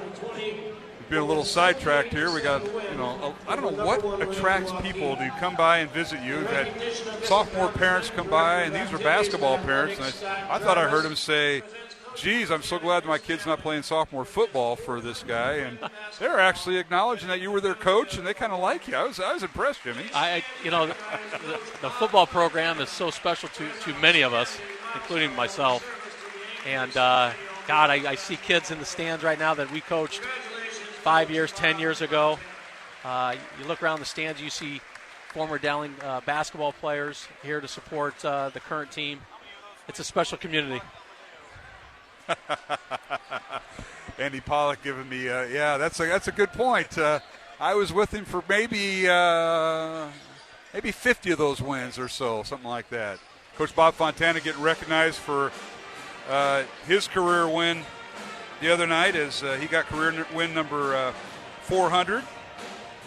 It took him 30 years to do it. Wow. Of course, he spent 10 years with me, and I think I helped him maybe to 50 of those 400. So that's what Pollock, quite a career. Pollock knew that, so I got an earful out of the TV guys. But what a win it was. And, Jimmy, you talked about it. The Dowling's average margin of victory, I didn't realize that because I never really gave that much thought, but their average margin of victory in the 20s, correct? Yeah. And tonight, Dowling girls a winner 56-49, a 7-point win. And, oh, by the way, your replacement finally showed up, so that's good news for me, I think. So, you look at this game, and I think Kristen Myers would say that we need to be battle tested. What type of team do we have? We're going to find out. We're going to find out late in this in the season, playing Iowa City High tomorrow. Correct. But we need to see how do we respond to close games when a possession is so critical. Some of the things I saw come out of our girls, a little bit of frustration. Not a ton of leadership stepping up to let this younger group understand. Hey, listen, we're going to run this set. We're going to make sure we pass the ball well. We're going to fight the boards for rebounds. But it's good. It's a great opportunity to learn from that. And again, you got a lot of girls stepping up right now, playing critical roles, making big shots, having really good defense. And this is a team, if they get it together, can make a heck of a run late. Again, the final tonight, Dowling girls 56, Ankeny Centennial 49. Mark Amadale, Jim Cataldo here on the post-game show. Mike Swim will join us here for the boys contest as the boys teams out there warming up. Let's take a look at the scoring in tonight's game for the visitors from Dowling Catholic. They improved their record to 15-2. They're now 7-1 in Central Conference play, and Dowling girls now have won 9 in a row with the win tonight over Centennial. They were led by Caitlin Clark's 30 points. Clark was 6 for 6 the line tonight and knocked down 2 Tamia and Sons three-pointer for her 30. Grace Gaber, the other player in double figures, she knocked down a pair of Tamia and Sons three-pointer for 6 of her 10 points. 8 points off the bench for Lexi Bowles. 5 points for Ella McVeigh. Meg Simplot off the bench with 2 points. And Nai Tong did not score for the Maroons tonight. And neither did Emma Gipple. But Dowling at the free throw line tonight. They were 8 for 8 in the fourth quarter. The Maroons finished 10 for 10 at the free throw line. You don't see too much perfection there throughout the year, but I think they were 13 out of 16 one night, but those free throws, knocking them down, especially the front ends of one-on-ones, Jimmy, are very crucial to sealing the deal. It's a key to a victory in a really tight ball game is converting the free throws, because you know they're going to foul, and they were perfect, which is fantastic.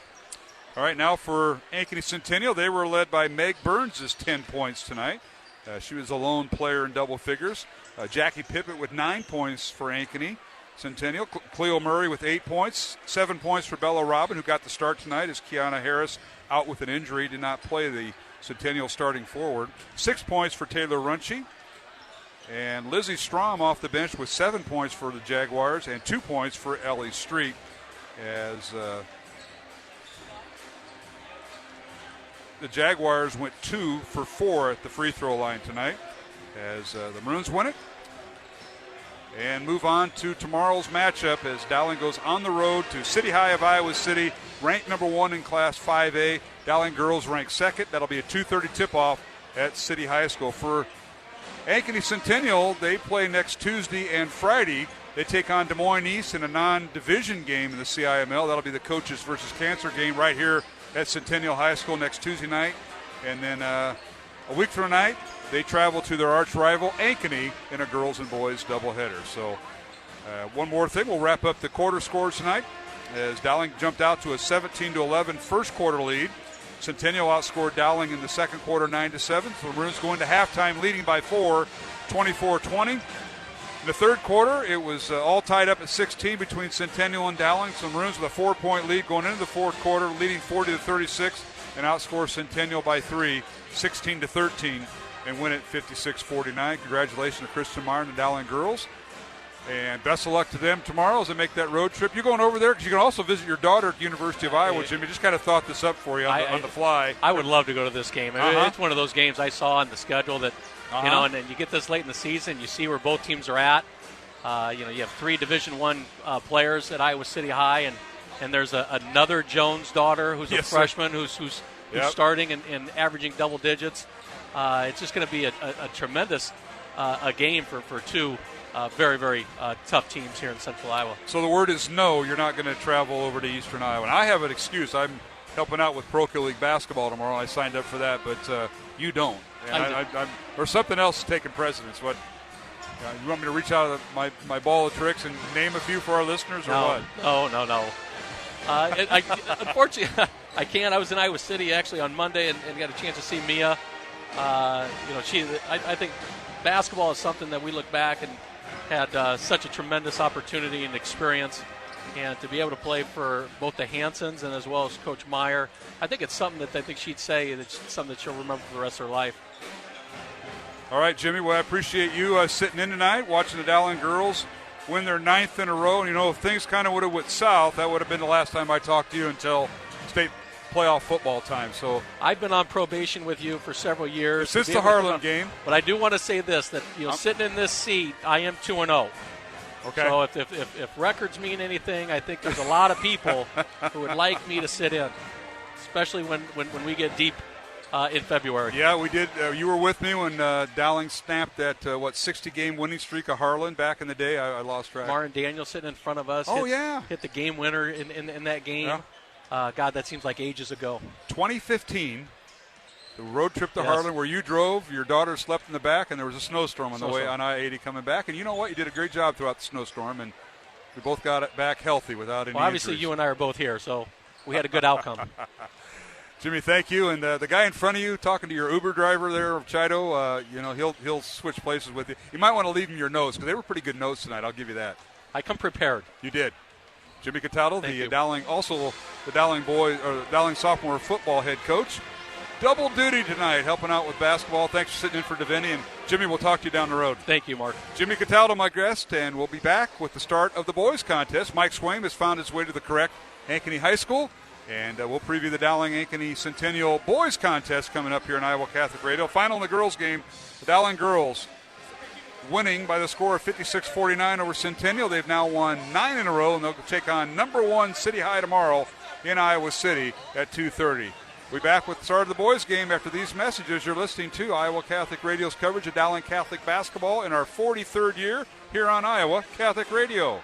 In Paul's letter to the Philippians, he told them not to be anxious about anything, but in everything by prayer and supplication with thanksgiving, let your requests be known to God. Hi, this is Tony Calumet, Executive Director of Iowa Catholic Radio. We ask for your continued prayer and financial support with a $30 a month gift. You can give securely online at iowacatholicradio.com through the Iowa Catholic Radio app or 515-223-1150. Do you have a story? Well, God wants to hear it. Maybe you can't donate money or volunteer your time, but that doesn't mean that you can't evangelize for the Lord. Iowa Catholic Radio is on a mission of evangelization, and you can help by sharing your testimony with us. Just call 515-223-1150 and tell us how Iowa Catholic Radio has impacted your life. Or you can also email your testimony to contact@kwky.com.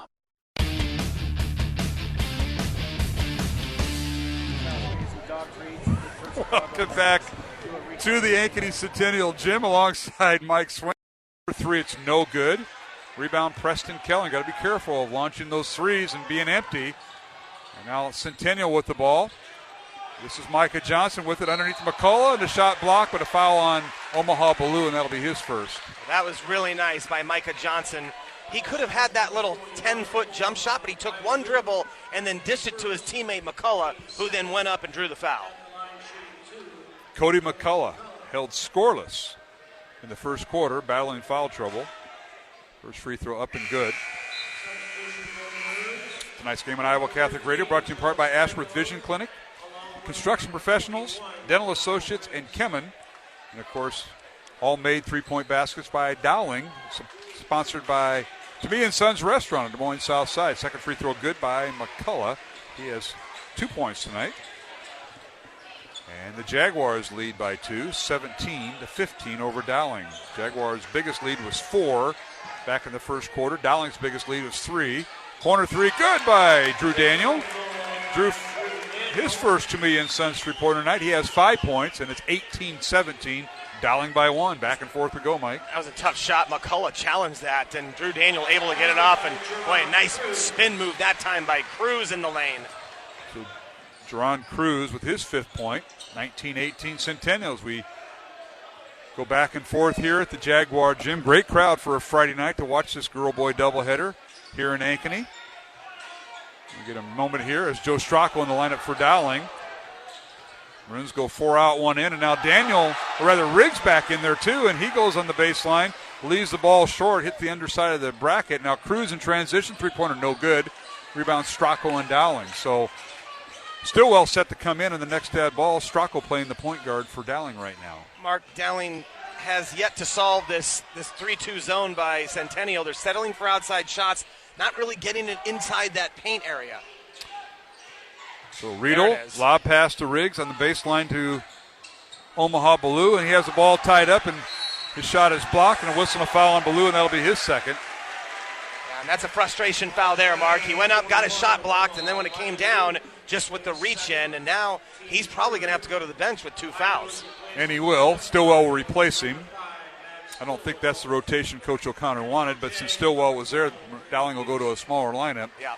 So Drew Daniel, Ryan Riggs in the post right now. Riedel, Stillwell, and Stracco, the 3 guards. Ankeny Centennial with the basketball, leading by 1 as we approach the 3.5-minute mark. And a running jumper down the lane is no good. That's by Brady Peterson, who checked in at the dead ball. Rebound Dowling. Now Daniel, corner 3, right side, good! Drew Daniel lighting it up with another To Me and Sons three-pointer. He's got 8 here in the first half, and the Maroon lead is 2. His second three-pointer in a row, so Dowling's got to be aware of that. Hot guy on the floor. Now Cruz gets errant with the pass, thrown away by Stracco. 1-2 fast break. Matt down the lane, shot off the glass, good. The basket will count, and a foul on Cruz of Ankeny Centennial, and a nice one-handed shot by Stillwell off the glass. That was a really smart decision by Stillwell to attack that. It was 2-on-2, but he's so good and strong with his body to drive in like that. Great decision by Matt Stillwell. Stillwell with 10 first-half points. He matches Johnson, Micah Johnson, who has 10 points for Centennial. Riggs will check out again. He's not 100%, battling flu-like symptoms. You can tell, Mark. He's given every effort he can, but it's just tough out there. He's a step slower, and it's just he's battling. You got to give it to him. The free throw by Stillwell, good. He is 3 for 3 at the night and now has 11 points to lead Dowling. 24-19, the Dowling lead now grows to 5. And in the front court, this is Caleb Van Meter who's in. Leaves it for Brady Peterson. In the corner it goes on the right side to McAleer. Inside to McCullough, does an inside pivot. His shot up and good. The basket will count, and a foul on Drew Daniel. And much to the disdain of the Dowling crowd, but the correct call. Daniel with his first foul, and McCullough starting to heat up here. That is his 4th point. Both Coach O'Connor and Drew Daniel looked to the ref and said, look, I was standing straight up. I'm entitled to my spot, but the official thought he got him just with a little bit of body. And credit McCullough for able to finish that. And now chance to complete the old-fashioned three-point play. Art Osley visiting with Mike O'Connor. Art making the call. And the free throw good by McCullough. He's got all 5 of his points here in the second quarter, Mike. Ankeny zone moving McCullough out on top of this 3-2. So making it a little bit more difficult for those guards to pass that inside. McCullough at 6'8", and Dowling will do the same with Omaha Ballou at 6'7". Maybe he's 6'8" by now. Stracco with it. Tips the ball over to Stillwell with 2:15 remaining in the half. 24-22 Dowling. Three-pointer up and good, and that is Stracco. Joe Stracco with his first 3 of the night. That's his 8th of the year, and the Dowling lead is 5. And now whistling a foul. Centennial gets the ball inside to McCullough, and he draws the foul. I think they're going to get Andrew Lynch with sort of the body on McCullough down there on that block. That's his first foul. And Cruz coming back in. Van Meter will leave for Centennial, and Cruz will throw it in. Dowling still with a foul to give here with 2:05 left in this half before Centennial will shoot 3 throws. And Centennial the same way. Both teams with 5 team fouls. We're at the 2-minute mark here in the second quarter. Now here's Micah Johnson in the lane. His shot no good. Rebound Dowling and Riedel. Gets it to Stracco. Joe dribble drives in the lane. Gets it back to Riedel. Three-pointer on the way. It's short. And the rebound comes out to Cruz. Geron going against Stillwell. Down the lane. And I'm going to have a blocking foul called on Stracco. So Joe with the blocking foul and 2 free throws coming for Geron Cruz and Centennial. 16 foul on Dowling. Minute 40 remaining in the half here, Mike. Well, we talked about every possession being valuable. This is critical here. To finish this half, Mark, a minute 40 to go with good possessions down the stretch. Dowling's got to be patient. They've got to get great looks. 27-22, Dowling by 5. Cruz first free throw no good, second one coming. I mentioned the Dowling foul was on Joe Stracco, his first.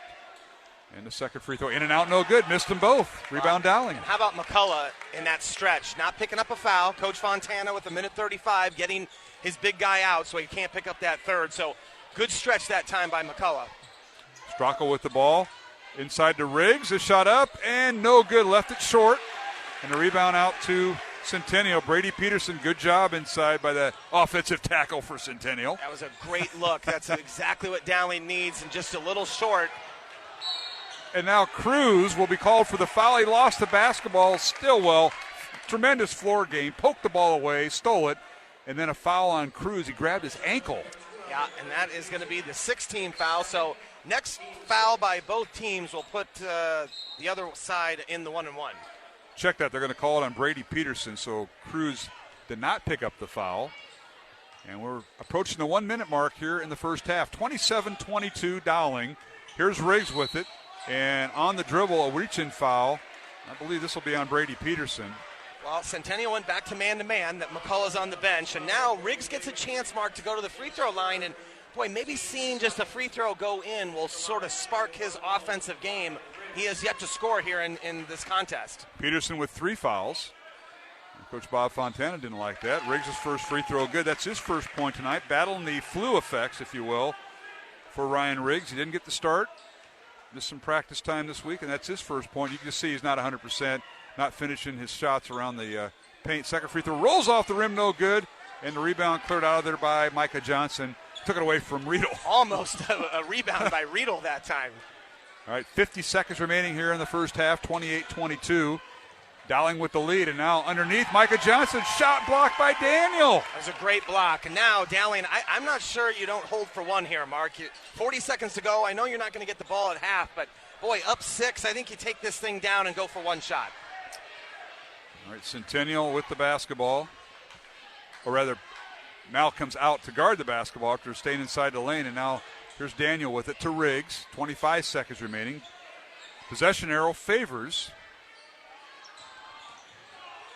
Centennial, and now Stillwell underneath, leaves it for Riggs, has his shot blocked, and a whistle and a foul from behind called on Peterson, and that's his fourth. Fourth foul by Peterson, and that's a huge one. It's going to send Riggs to the line again. But now the Ankeny big men are in real trouble, Mark, with 2 on McCullough and 4 on Peterson. So the first free throw is no good by Riggs. He is 1 for 3 at the line tonight. I mentioned the fourth foul on Brady Peterson, who came in from McCullough. Second one in and out, no good. Rebound Centennial with 10 seconds to play, Dowling by 6. This has been the Maroons' largest lead of the night. Cruz now, dribble handoff to Kelling.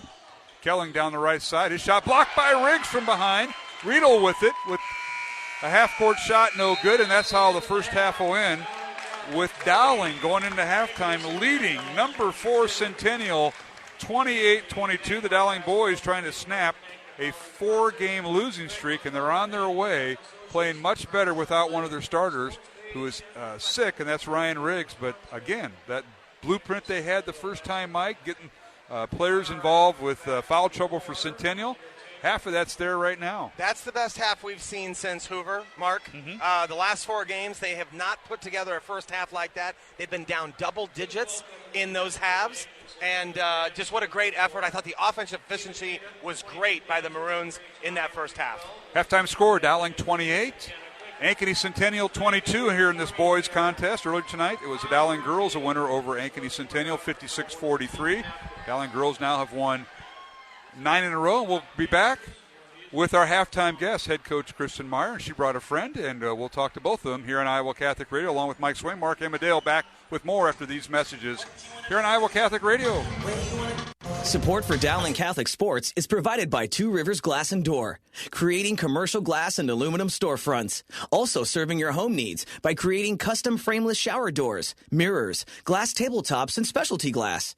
Two Rivers Glass and Door. Design, fabrication, and installation. 515-222-4860. Online at tworiversglass.com. Two Rivers Glass and Door. Serving imaginations since 1992. Thank you to Tomia & Sons for your support of Dowling Catholic High School basketball. Tomia & Sons is an Italian family restaurant with old country authentic Italian food. Enjoy the local atmosphere where you may even spot a priest, politician, or even Willie Farrell. Take advantage of Tomia & Sons bocce ball court with the kids while enjoying Tomia's homemade bread, pasta, and real Italian homemade desserts. Tomia & Sons is located on Southeast 1st Street, just south of downtown Des Moines, and around the corner from Graziano Brothers. 515-282-7976, TomiaandsSons.net. The home and away voice of Dowling Catholic Sports and Activities, Iowa Catholic Radio. KWKY Des Moines, K233BT Des Moines, KIHS Adel.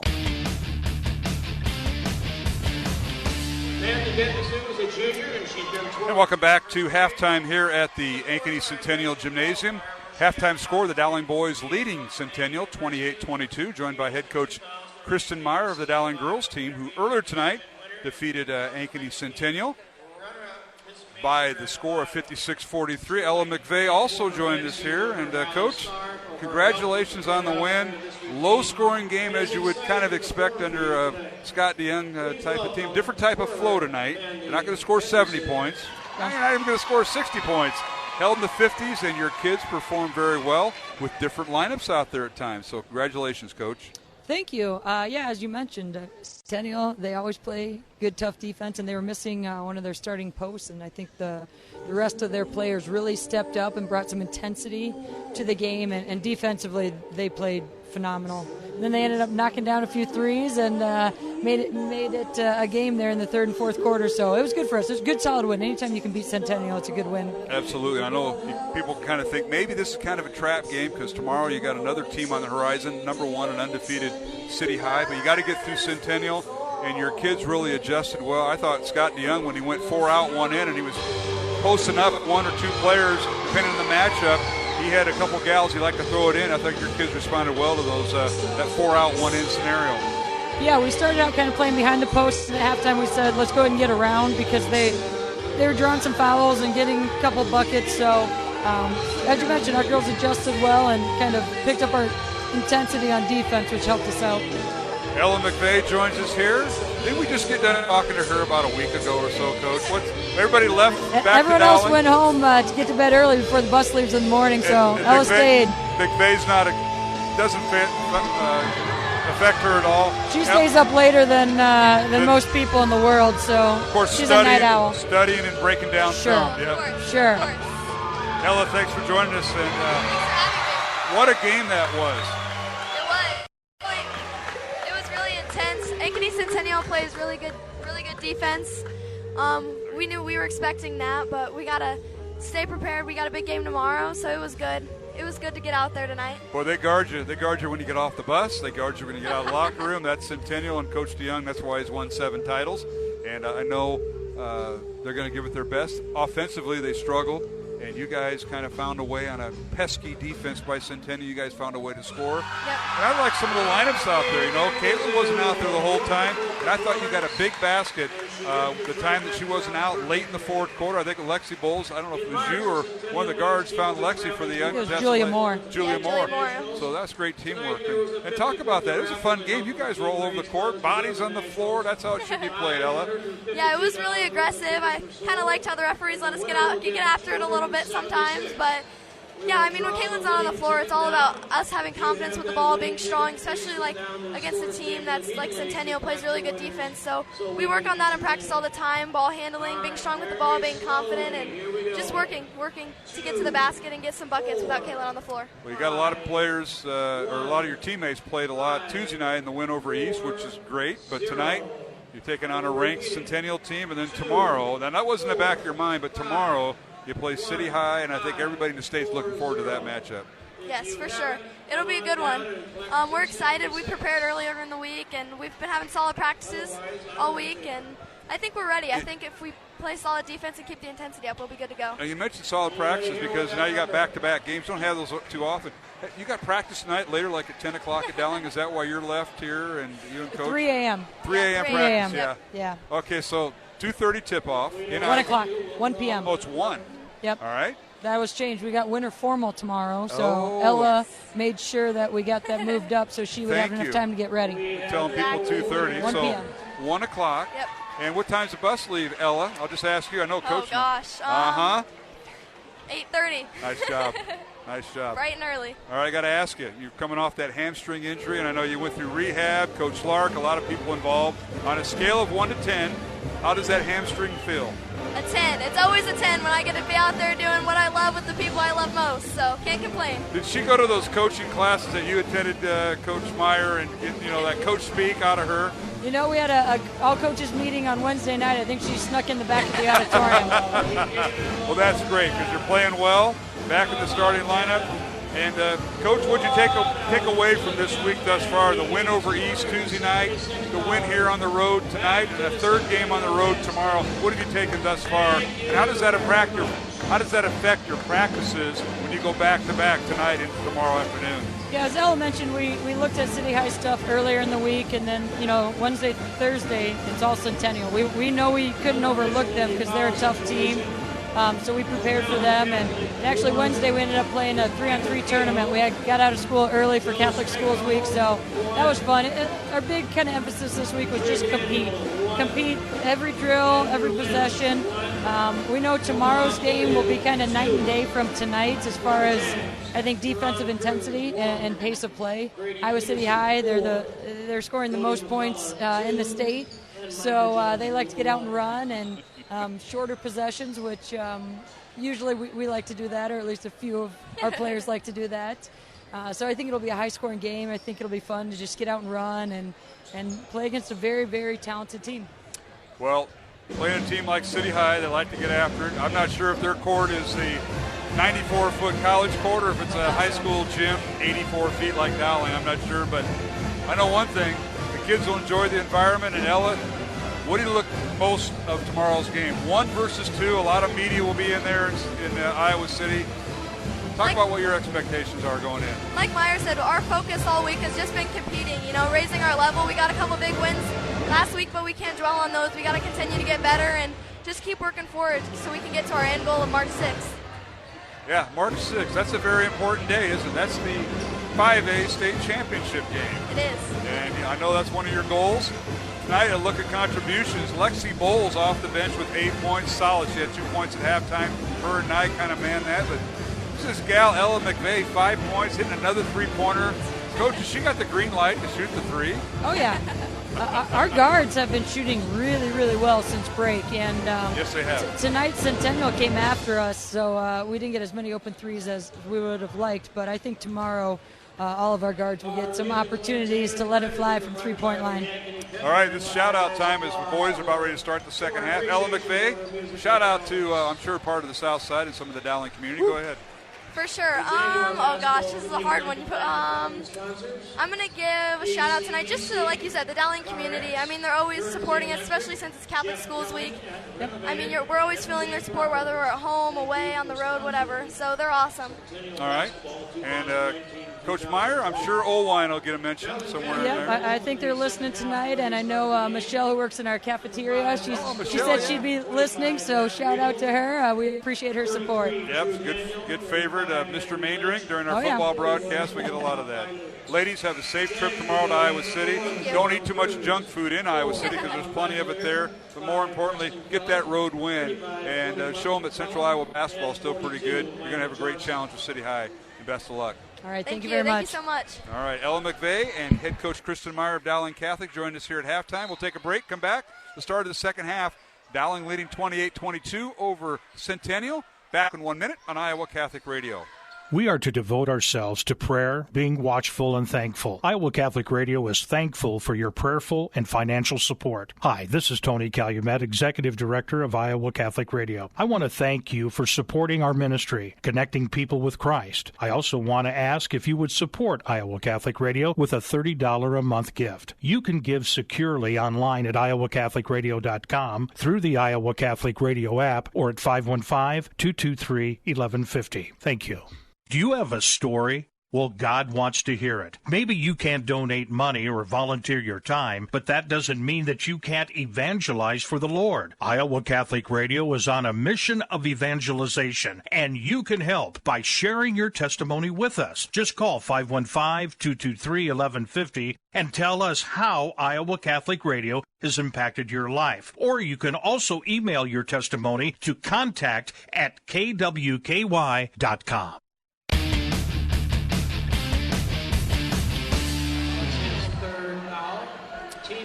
And we're back here at the Centennial Gym, underway here in the second half. Dowling 28, Centennial 22, and 3 fouls on the first possession by Centennial. Cody McCullough at the free throw line, and he'll shoot 2.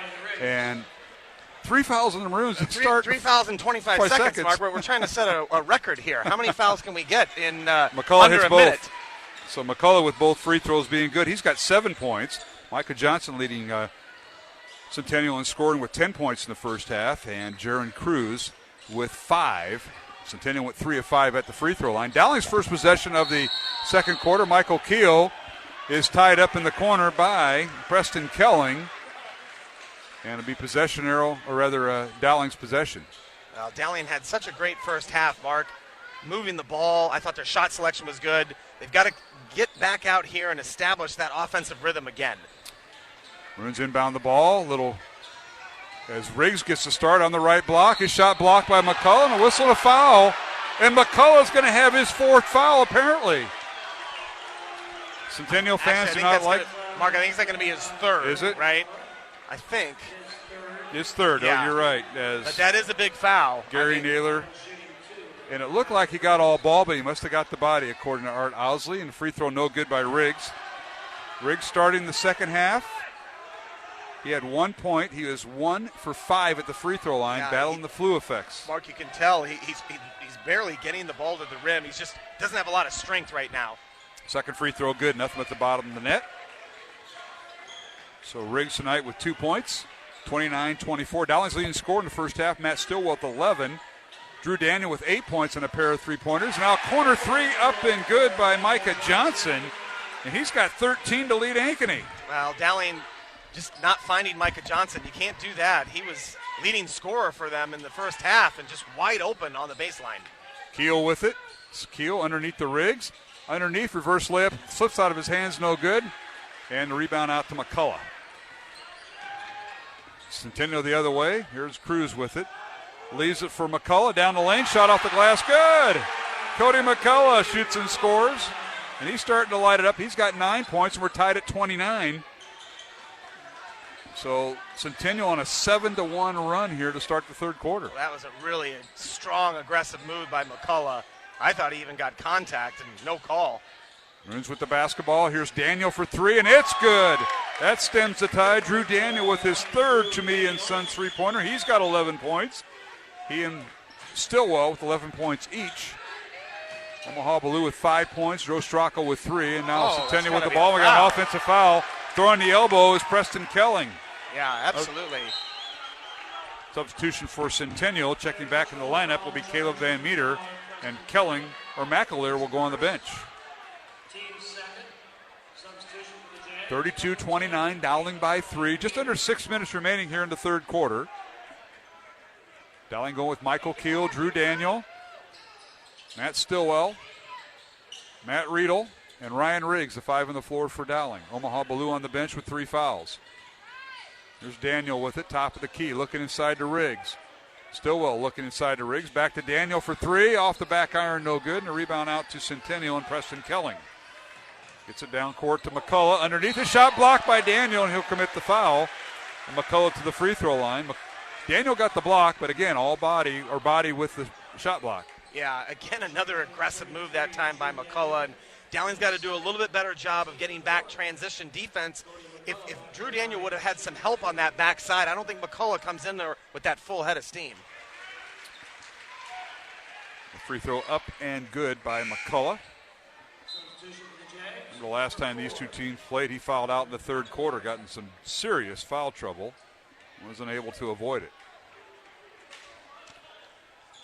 Second free throw by McCullough, good. He makes them both.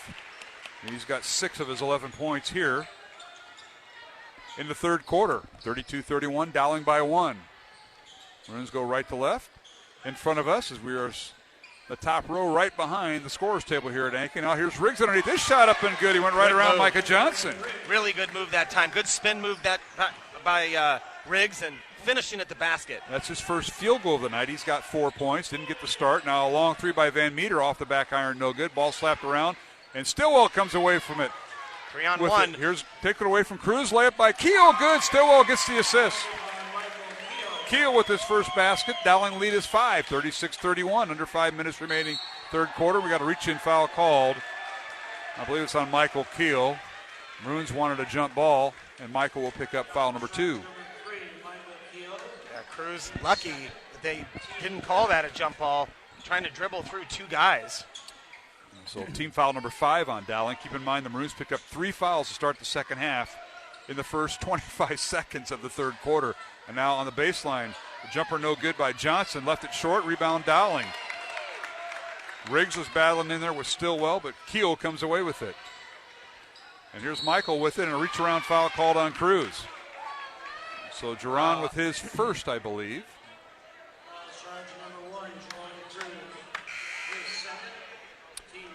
Yeah, check that. Team foul number 2, or foul number 2 on Cruz. Third team foul on Centennial. Dowling with 5. 4.5 minutes remaining, and Maroons will take the ball out of bounds. Here's Stillwell going against Cruz. Pull-up jumper, no good. Gets his own rebound. Putback is no good. Riggs with the rebound. His putback up and in. Dowling with 3 offensive boards there to score. Great job by Riggs keeping that alive. Riggs trying to work out of that those flu-like symptoms. The other way we go, and a 3-pointer good by Cruz. Timeout Centennial. Jerron Cruz with his second 3 of the night. He's got 8 points. And this will be a full timeout. We'll take a 1-minute break with the score.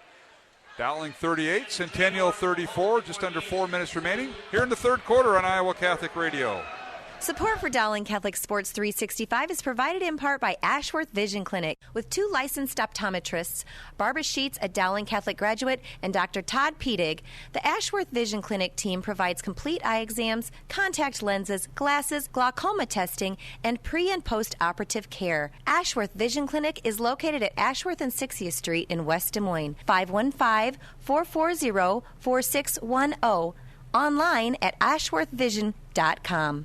The Catholic Tuition Organization provides the best tax savings over any other charitable giving in the state. 65% of your contribution directly reduces your Iowa income tax liability. Plus, there are still federal deductibility options to further save on taxes. Find details online, ctoiowa.org.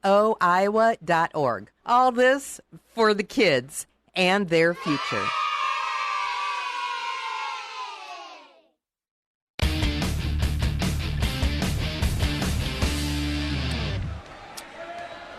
And welcome back to the Centennial Gymnasium here in Ankeny. Mark Amadale, Mike Swain. 4 minutes remaining here in the third quarter, 38-34. Dowling with the lead. Stillwell with the basketball. Works his way underneath, leaves it for Keel. Michael can't get a shot. Back to Stillwell. Centennial stays man-to-man. Stillwell in traffic, has a shot blocked by McCullough out of bounds to Centennial as Simon Daniels set the check in for Dowling, but Maroons having trouble here getting in the offensive flow here, Mike. They got the matchup they wanted. Stillwell on McCullough to try and see if they could pick up that fourth, but, McCullough did a nice job defensively that time getting the block. All right, here is Michael Keel for 3 after the Maroons inbound the ball. It's no good. Rebound cleared out of there by Centennial. It's Lynch, Simon Daniel, Keel, Stillwell, and Drew Daniel in the lineup. And now Cruz for 3, and it's good. And he's hit back-to-back three-pointers for Centennial. And he now has 11 points. Mark Dowling was confused as what defense they were in. A couple guys playing zone, a couple guys playing man. Nobody picked up Cruz, and that time he made him pay. 38-37, Dowling by 1. 3:15 remaining, third quarter. Dowling girls a winner tonight, 56-43 over Ankeny. And now three-pointer in the corner, good. Drew Daniel, who's having quite the night. That's another to me and Sons three-pointer. That's a huge three by Drew Daniel. He's had an answer every time, but boy, now all of a sudden we're starting to light up, Mark. Centennial with another three. McAleer hits his first 3 of the night for Centennial, his 31st of the year, and he's been held scoreless, averaging 8.5. Dowling pushed the ball down court, a foul the other way on Centennial, and they'll call this on Preston Kelling, and it's his second. 4th team foul on Centennial. Dowling with 5 team fouls. And I wonder if, because Dowling's a little small right now, Mark, I wonder if Coach O'Connor is going to the zone to try and stop McCullough from driving. But what's happened is they haven't got out on the shooters, and that's led to back-to-back threes by Centennial. All right, here is Simon Daniel with it. Dribbles down the right side. His shot blocked by McCullough, rebounded by Andrew Lynch. Now his shot's no good, rebounded by Cruz. Duran the other way. Launches the ball in the corner. McAleer saves it. Now to McCullough. McCullough in the lane, kicks it back out. This is McAleer. Won't shoot the 3. Gets in the corner on the left side to Micah Johnson. Pull-up jumper, 10-footer, no good. Rebound Lynch and Dowling. Back and forth we go. Coach O'Connor wanted a foul on McCullough that last time against Andrew Lynch, and I thought there should have been one as well. Would have been his 4th. 4.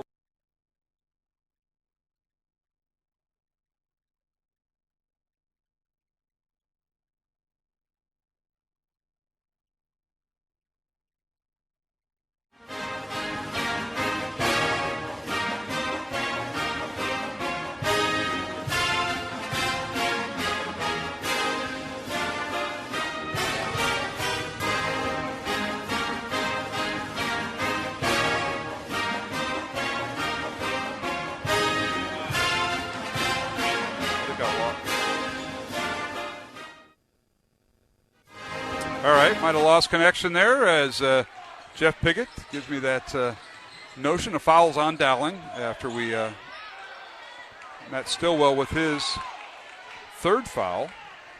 Now the other way we go. Stillwell with the steal and a basket by Dowling. Maroons up by 2, actually by 3, with Stillwell's 14th point. Well, Matt is so tough in the open court. Cruz had no chance to stay with him on that one. And our score is 43-40, Dowling by 3. A minute and a half remaining here at the Centennial Gym. Mark Amadale, Mike Swain, Jeff Piggott, our studio producer. I know one thing, our CISN TV crew next to us is off the air, and we might have some issues going on within the system here at Ankeny Centennial High School with their internet, so we may lose connectivity, so just be mindful of that. Ball tipped out of bounds by Dowling. Good battle that time by Michael Keogh, not letting McCullough get a free look. They have made it very difficult when he has caught the ball inside. Centennial inbounds the ball. Here's Jerron Cruz with it, guarded by Stillwell. Wants to launch a three, can't do it. Gets to Micah Johnson. Now they reverse the ball left wing. This is McAleer, dribbles baseline. His shot up and good, right over Drew Daniel. It's a good shot by McAleer on a challenged play that time by Drew Daniel. McAleer with 5 points, 43-42, Dowling by 1 point over Ankeny Centennial. Here's a backdoor cut. Riggs went high in the air to get the pass that was kind of overthrown by Keogh, and when he came down with it, he lost it. Yeah, he tried to put the ball on the floor that time, Mark, and good hands that time by Cruz, was able to get the steal. 43-42 is our score. Dowling by 1, Centennial holding for the last shot, and the possession arrow favors Centennial, so be mindful of that in the final 15 seconds of the third quarter. Cruz with it between the circles. Making a 1-4 look. Players on the baseline. Dribble driving in the lane is Kelling. Kicks it over in the corner to Cruz for three, and it's good! Jerron Cruz with his third three here in the third quarter. Half-court shot is no good. They'll wave it off. And we've come at the end of the third quarter with the score. Centennial has retaken the lead, 45-43 over Dowling. Back with the fourth quarter in 1 minute on Iowa Catholic Radio.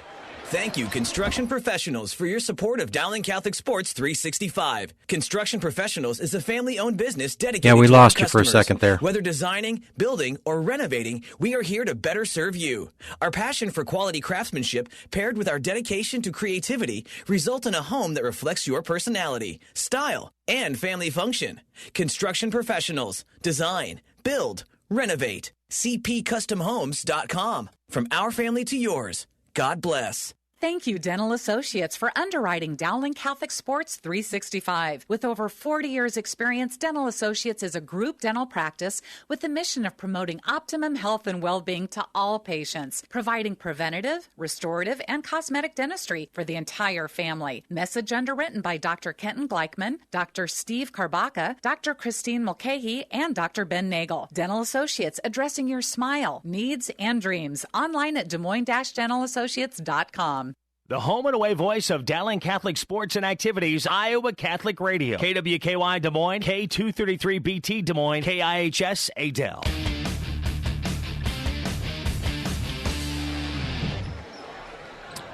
And welcome back to the Ankeny Centennial Gymnasium alongside Mike Swain, Mark Amadale.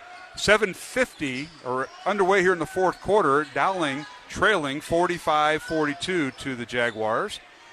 And Centennial, as we talked about, had the final shot of the third quarter, and they had the first possession here, Mike, of the fourth quarter. Yeah, it was a big basket by Cruz, and with time running down, you almost, on a three-point shooter, you got to make him put the ball on the floor, and that time just a little hesitant on that run out, and he was able to bury it. All right, here is Micah Johnson in the lane. His shot up and good right over to Lynch. Micah Johnson having a pretty good night, 15 points for the 6'7 senior. That's 5 straight by the Centennial Jaguars, and Dowling needs a bucket here. Centennial outscoring Dowling in that third quarter, 23-15. Long three by the Maroons, no good by Drew Daniel, and the rebound out to Centennial and Cody McCullough. Jags walking in the front court. This is Jaron Cruz, young man who transferred from Ankeny High School last year. Starts at point guard for head coach Bob Fontana and the Jaguars. Jags are content to run a little half-court offense. Cruz dribble drives in the lane, runs into Ballou. His shot no good. Ballou hits the deck. He's playing with 3 fouls. Rebound Drew Daniel and Dowling. Fortunate that there was not a call on Ballou that time to give him his fourth. And Stillwell with it. Timeout called by Dowling. So with 6:36 remaining here in the fourth quarter, we have a timeout call. It'll be a full timeout, and we'll be back in 1 minute as Centennial leads Dowling 47-43 here on Iowa Catholic Radio. Support for Iowa Catholic Radio's broadcast of Dowling Catholic sports and activities is provided by Chemin, a global ingredient manufacturer using science to transform the quality of life for 80% of the world. Chemin is on the leading edge of molecular science, manufacturing more than 500 specialty ingredients for the human and animal health and nutrition, pet food, aquaculture, nutraceutical, food technologies, crop technologies, and textile industries. Chemin strives to sustainably transform the quality of life every day for 80% of the world with their products and services. Chemin, using science to transform the world. Online at chemin.com.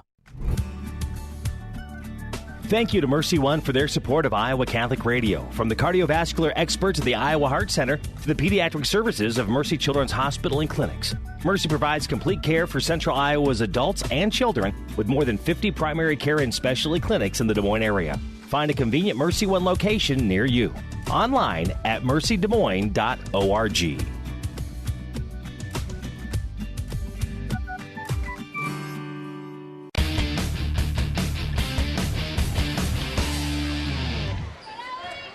And welcome back to the Ankeny Centennial Gymnasium, 47-43, Centennial with the lead. Dowling with the basketball with 6.5 minutes remaining, fourth quarter. Omaha Ballou, Ryan Riggs. They play a little two-man game on the right side. Riggs right block, turn, spin, shot up, no good. He went right around Micah Johnson, and McCullough with the rebound. Well, it was a good play design. They got a two-man game with Ballou and Riggs. Riggs got it on the block and got a good look at it, Mark, but just couldn't finish. And now Dowling's got to dig deep, try and get a defensive stop here. Centennial by 4 as we approach the 6-minute mark here at the Centennial Gym. Cruz for three off the back iron, no good. Rebound Riedel. It's Stillwell, Riedel, Riggs, Ballou, and Drew Daniel, the 5 on the floor for Dowling. Now down court, shot up and good by Stillwell. He went right around Cody McCullough. McCullough picks up his fourth foul. The basket is good. And Stillwell to line, and you're right about that matchup, Mike. That's a huge play by Stillwell, and you could hear Coach O'Connor when they got that rebound. He was yelling, go, go, just to be able to try and get them in transition to get an easier shot against this tough defense that they've faced tonight against Jags. So good job that time by Matt Stillwell, and McCullough is going to go to the bench. All right, Brady Peterson will replace him, the 6'6 senior. Outstanding offensive tackle for the Centennial football team, replaces McCullough, and the free throw is good by Stillwell, who has 16 points to lead Dowling. Here in the fourth quarter, 5:40 remaining, and Centennial down court, and the big guy, Brady Peterson, with the shot off the glass, good. That's his first basket of the night. Now the other way, and a charging foul on the Maroons. Stillwell took it one dribble too soon into the lane, and a charging foul called on the Maroons. Stillwell with his fourth foul. Oh, check that, his second foul, excuse me. I thought that was a good call, Mark. I thought Cruz was there for the spot, and going the other way. Dowling's got to, again, challenge now here to stop the Jags in the offensive set. 5.5 minutes remaining here in the fourth quarter. 49-46, the score remains. Centennial by 3. Jags with the basketball. This is Colin McAleer in the lane. It's shot against Omaha Ballou is no good. The rebound by Peterson and a foul on Dowling. A pushing foul on Lynch. And I'll tell you what, Brady Peterson's come in. He's got a big basket, and now he's got a big rebound, a chance to put Centennial up by 5. Well, it's unfortunate because Dowling did a great job. Omaha Ballou got a great block, but then no block out on that end. And Peterson with the rebound, catch and shoot. Peterson misses the first free throw. Tonight's game on Iowa Catholic Radio brought to you in part by Ashworth Vision Clinic, Construction Professionals, Dental Associates, and Chemin. Second free throw up, good. So Peterson now with 3 points off the bench for Centennial. He's an 82% free throw shooter on the year. He goes 1 for 2. 50-46. The Jaguars lead Dowling by 4. Maroons running their little weave with their team, and now double dribble on Riggs. And you know what? Dowling has done a pretty good job tonight, Mark, with turnovers. They've done a much better job than they have before last couple of games, but that time just a mental error. And again, we talked about this team, sort of coming out with this fight and this determination. Can they continue to get stops and give themselves a chance on the offensive end? All right, Peterson with it for Centennial. Guarded by Riggs, top of the key beyond the three-point arc. Gets it to McAleer, guarded by Ballou. Jaguars go left to right in front of us. This is Kelling with it. It's to Peterson playing catch on the perimeter. They're really not looking inside to Micah Johnson, who's trying to post up. It's really a 1-4 set with the three-point line extended being their line of definition. Now here is Jerron Cruz in the lane. Kicks it over in the corner to McAleer. Now a pull-up jumper, no good. Weak side rebound, Peterson. Yeah, long rebound that time. Briggs had good position, but the ball just was going almost out of bounds and right into Peterson's hands. 50-46. Ankeny Centennial with the lead here at the Centennial Gym in Ankeny. Now over in the corner it goes to McAleer. Pass from Cruz. Centennial being very methodic with their offense right now. Dowling stays man-to-man. 3:45 remaining. McAleer with it. Won't shoot it. After the dribble drive by Cruz. Now Cruz down the lane. Gets it underneath to Kelling, and it leaves it for Micah Johnson, who shoots and scores. Wow, and that's still, I think, stepped on an ankle mark. He's not moving great. We'll have to see that, but boy, what a great possession that time for the Jags. Running clock and then able to score on a layup. Now a little high-low and a whistle and a foul as Cruz fouls Riggs. Nice pass by Riedel there from the top of the key. Back another possession. We have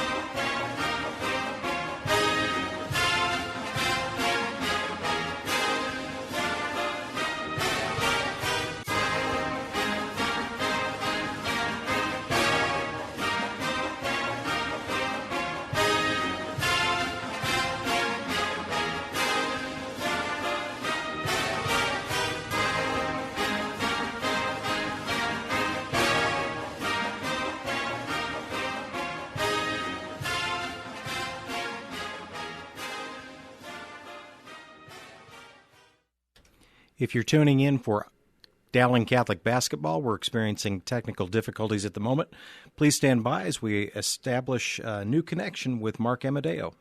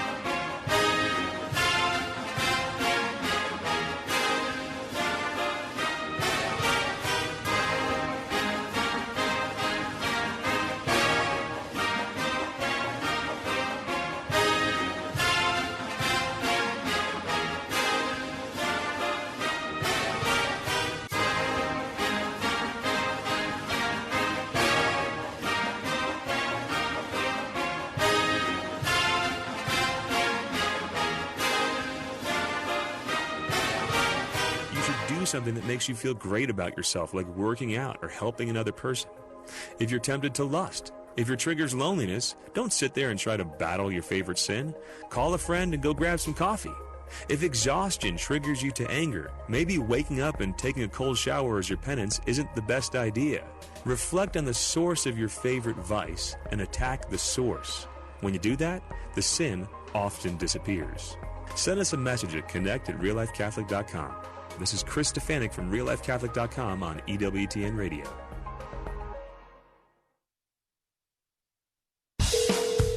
From the studios of EWTN, this is Open Line with today's host, Colin Donovan.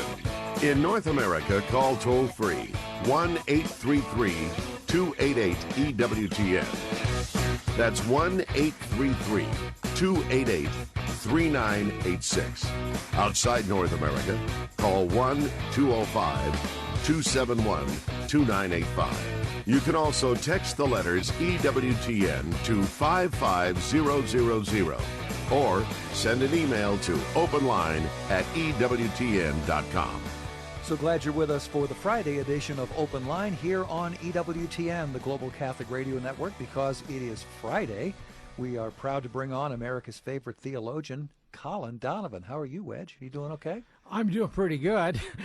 Now, there's a lot of things in that intro you need to explain. I know. Well, you've had the nickname Wedge ever since your Navy days. Is that right? That's right. The night before I showed up on the ship, they watched in the wardroom the Fighting Seabees with John Wayne playing Lieutenant Commander Wedge Donovan.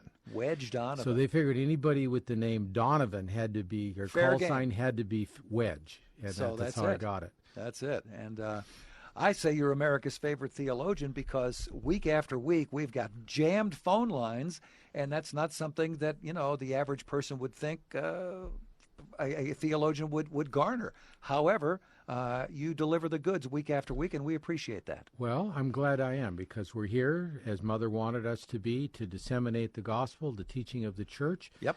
And we want to attract people to listen to it, and so let's do that. I'm all in favor of that. Here's our phone.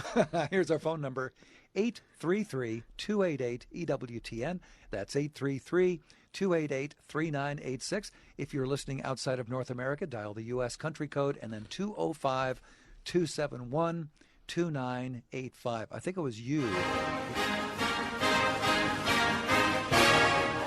back here at the Ankeny Centennial Gymnasium as lost a few of our communications outlets, and we're back underway. 60-48 is our score. Minute 35 remaining here in the fourth quarter. Coley McCullough at the line hits both free throws. He has 15 points, and now this has slowly slipped away from Dowling since we've been off the air for the last minute and a half or 2 minutes of game time, Mike. Well, it's sort of like the Ankeny internet. The Dowling comeback has stalled just like our production has. And, well, you notice the TV people left. Theirs went out, and it took a while to get over to the radio side, but I think we got it all fixed. Sounds pretty good. Yeah. And 61-48 is our score. Centennial with the lead. Dowling had the lead at one time, then they trailed by 3, then by 5, and Centennials went on like a 6-0 run. Now Daniel for 3, and it's no good. Rebound McCullough. And minute 15 remaining. And the Jaguars will dribble up court, Mike. I would be surprised if Mike has Dowling foul. At this point, you're down 13 with a minute, but... Foul by Stillwell as he and Cruz have been going at it all night, and Cruz will go to the line. What a second half he's had. He's had 3 3-pointers to go along with a 2-point basket. So he's got 11 of his 16 points here in the second half, and he'll go back to the free throw line here, Mike. Dowling is going to empty the bench, Mark. This will be a 2-shot foul for Cruz, 10th team foul on Dowling. I think we're going to see both teams empty the bench, and free throw good by Cruz. Well, you got to give a lot of credit to Colin McAleer, who hit some big threes in that run, Mark, while we were off the air, just extending that. Dowling unable to score and finish at the other end, and then get stops. And it just sort of all broke loose here in that fourth quarter. And the second free throw good by Cruz. 18 points for Jeremy. He had 5 at halftime, 62-48. Centennial with the lead, and Dowling losing streak's going to stretch to 5. And the Centennial winning streak's going to stretch to 9 here in boys game, or on the boys side. Earlier tonight, the Dowling girls a winner, 56-43 over Ankeny Centennial. They've won 9 in a row, and that sets up their showdown tomorrow as it's Dowling at City High. That'll be a 1 o'clock start. Now a three-pointer in the corner, no good by the Maroons. That was Sam Hughes with the miss, and now substitution timeout. Yep, substitution. Centennial will pull their starters. Cruz, McCullough, Micah Johnson, Preston Kelling, and Colin McAleer all take a seat on the bench. And now Centennial with Eugene Buchanan in the lineup. Brady Peterson in there. He's played some stellar minutes there in the fourth quarter. Cade Mackey in there for Centennial. Peterson with it. Now it hits the cutter, and that is Carter Kester. Now kicks it back out. 15 seconds remaining. Underneath, and now a double dribble on Will Snyder. It'll be a Dowling basketball. That was a good pass by Peterson. That was a bullet put on that block from. You don't see too many All-State tackles make that. No, that was great. 63-48, and for Centennial, their next game will be Tuesday night in the Coaches versus Cancer game here at the Centennial Gym, taking on Des Moines East, and then next Friday night they travel across town to Ankeny. Final score as the horn goes off, 63-48. Dowling held to 5 points in the fourth quarter. And the Jaguars defeat Dowling 63-48 to split their season series at one game each. Earlier this month, Dowling defeated Centennial 68-55 at the Dowling Gym, but tonight it was all Centennial, especially in the fourth quarter, defeating Dowling 63-48, Mike. Well, it was a great effort. I thought best first half that Dowling's played in the last 4 or 5 games. That is correct. And this was anybody's ball game going into the fourth. And what happened, Centennial just made some plays down the stretch, and Dowling couldn't get a couple shots to drop, a couple key turnovers, and then some timely threes by Centennial. You mentioned Cruz, McAleer with a couple huge threes, and in the end. This is a really good Centennial team. When you take Cruz and McCullough and Micah Johnson, who led Centennial with, I think, 13 points in that first half when McCullough was in trouble. They got some good play off the bench by Peterson. So we knew this was going to have to be a great effort to try and pull off the upset tonight. And Dowling gave great effort. Just a couple of things didn't go their way, and Centennial able to pull it out. They certainly were. Congratulations to head coach Bob Fontana. He got win number 100 here at Centennial since he's been here. And he and Scott DeYoung both been here 7 years since the existence of the school. And win number 100 here at Centennial, and win number 401 for Coach Fontana as Centennial defeats Dowling 63-48. Again, the girls contest, Dowling girls a winner tonight. They won their 9th in a row, a 56-43 win. We'll take a break and move to the postgame show here on Iowa Catholic Radio, as Centennial defeats Dowling 63-48 in the boys contest here on Iowa Catholic Radio. Support for Dowling Catholic Sports is provided by Two Rivers Glass and Door, creating commercial glass and aluminum storefronts. Also serving your home needs by creating custom frameless shower doors, mirrors, glass tabletops, and specialty glass. Two Rivers Glass and Door. Design, fabrication, and installation. 515-222-4860. Online at tworiversglass.com. Two Rivers Glass and Door. Serving imaginations since 1992. Thank you to Toomey & Sons for your support of Dowling Catholic High School basketball. Toomey & Sons is an Italian family restaurant with old country authentic Italian food. Enjoy the local atmosphere where you may even spot a priest, politician, or even Willie Farrell. Take advantage of Toomey & Sons bocce ball court with the kids while enjoying Toomey's homemade bread, pasta, and real Italian homemade desserts. Toomey & Sons is located on Southeast 1st Street, just south of downtown Des Moines and around the corner from Graziano Brothers. 515-282-7976, ToomeyandSons.net.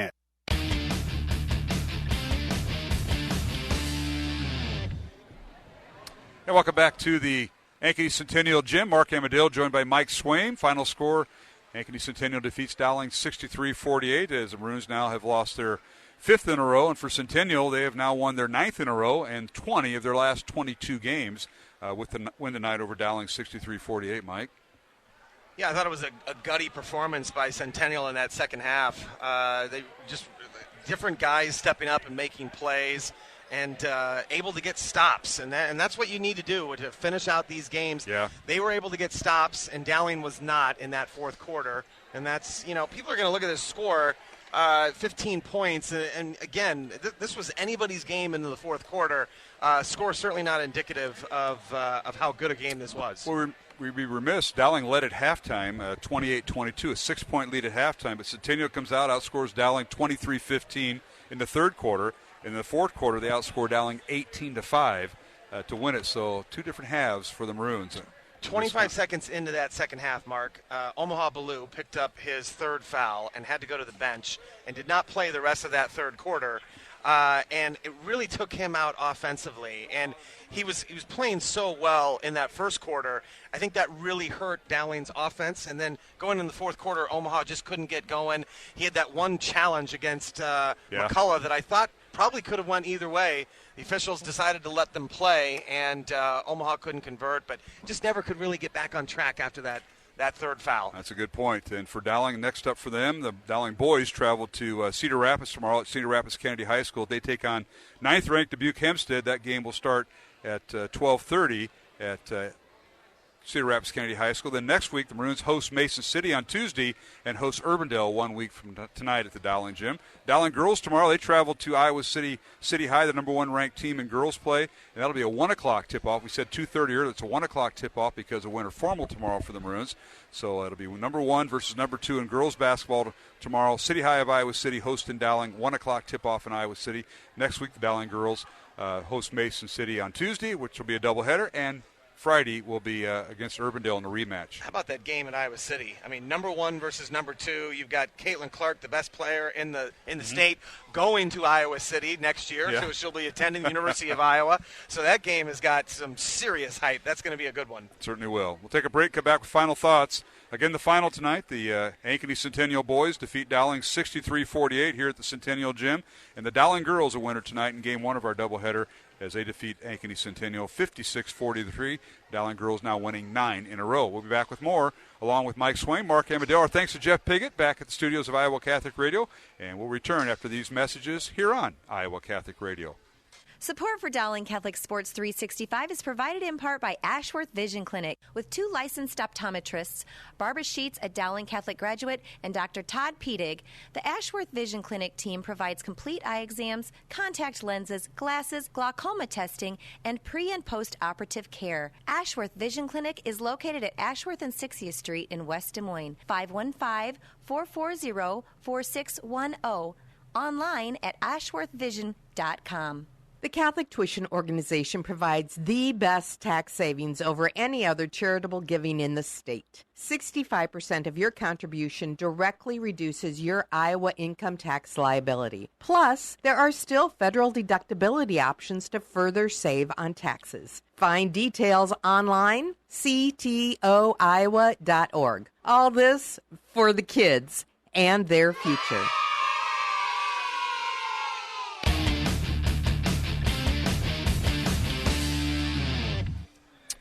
And we're back here at the Centennial Gym alongside Mike Swain, Mark Amadale. Our thanks to Jeff Piggott tonight, our studio producer, as we went off the air just a little bit, but we weren't completely off the air like our TV folks, CISN.TV.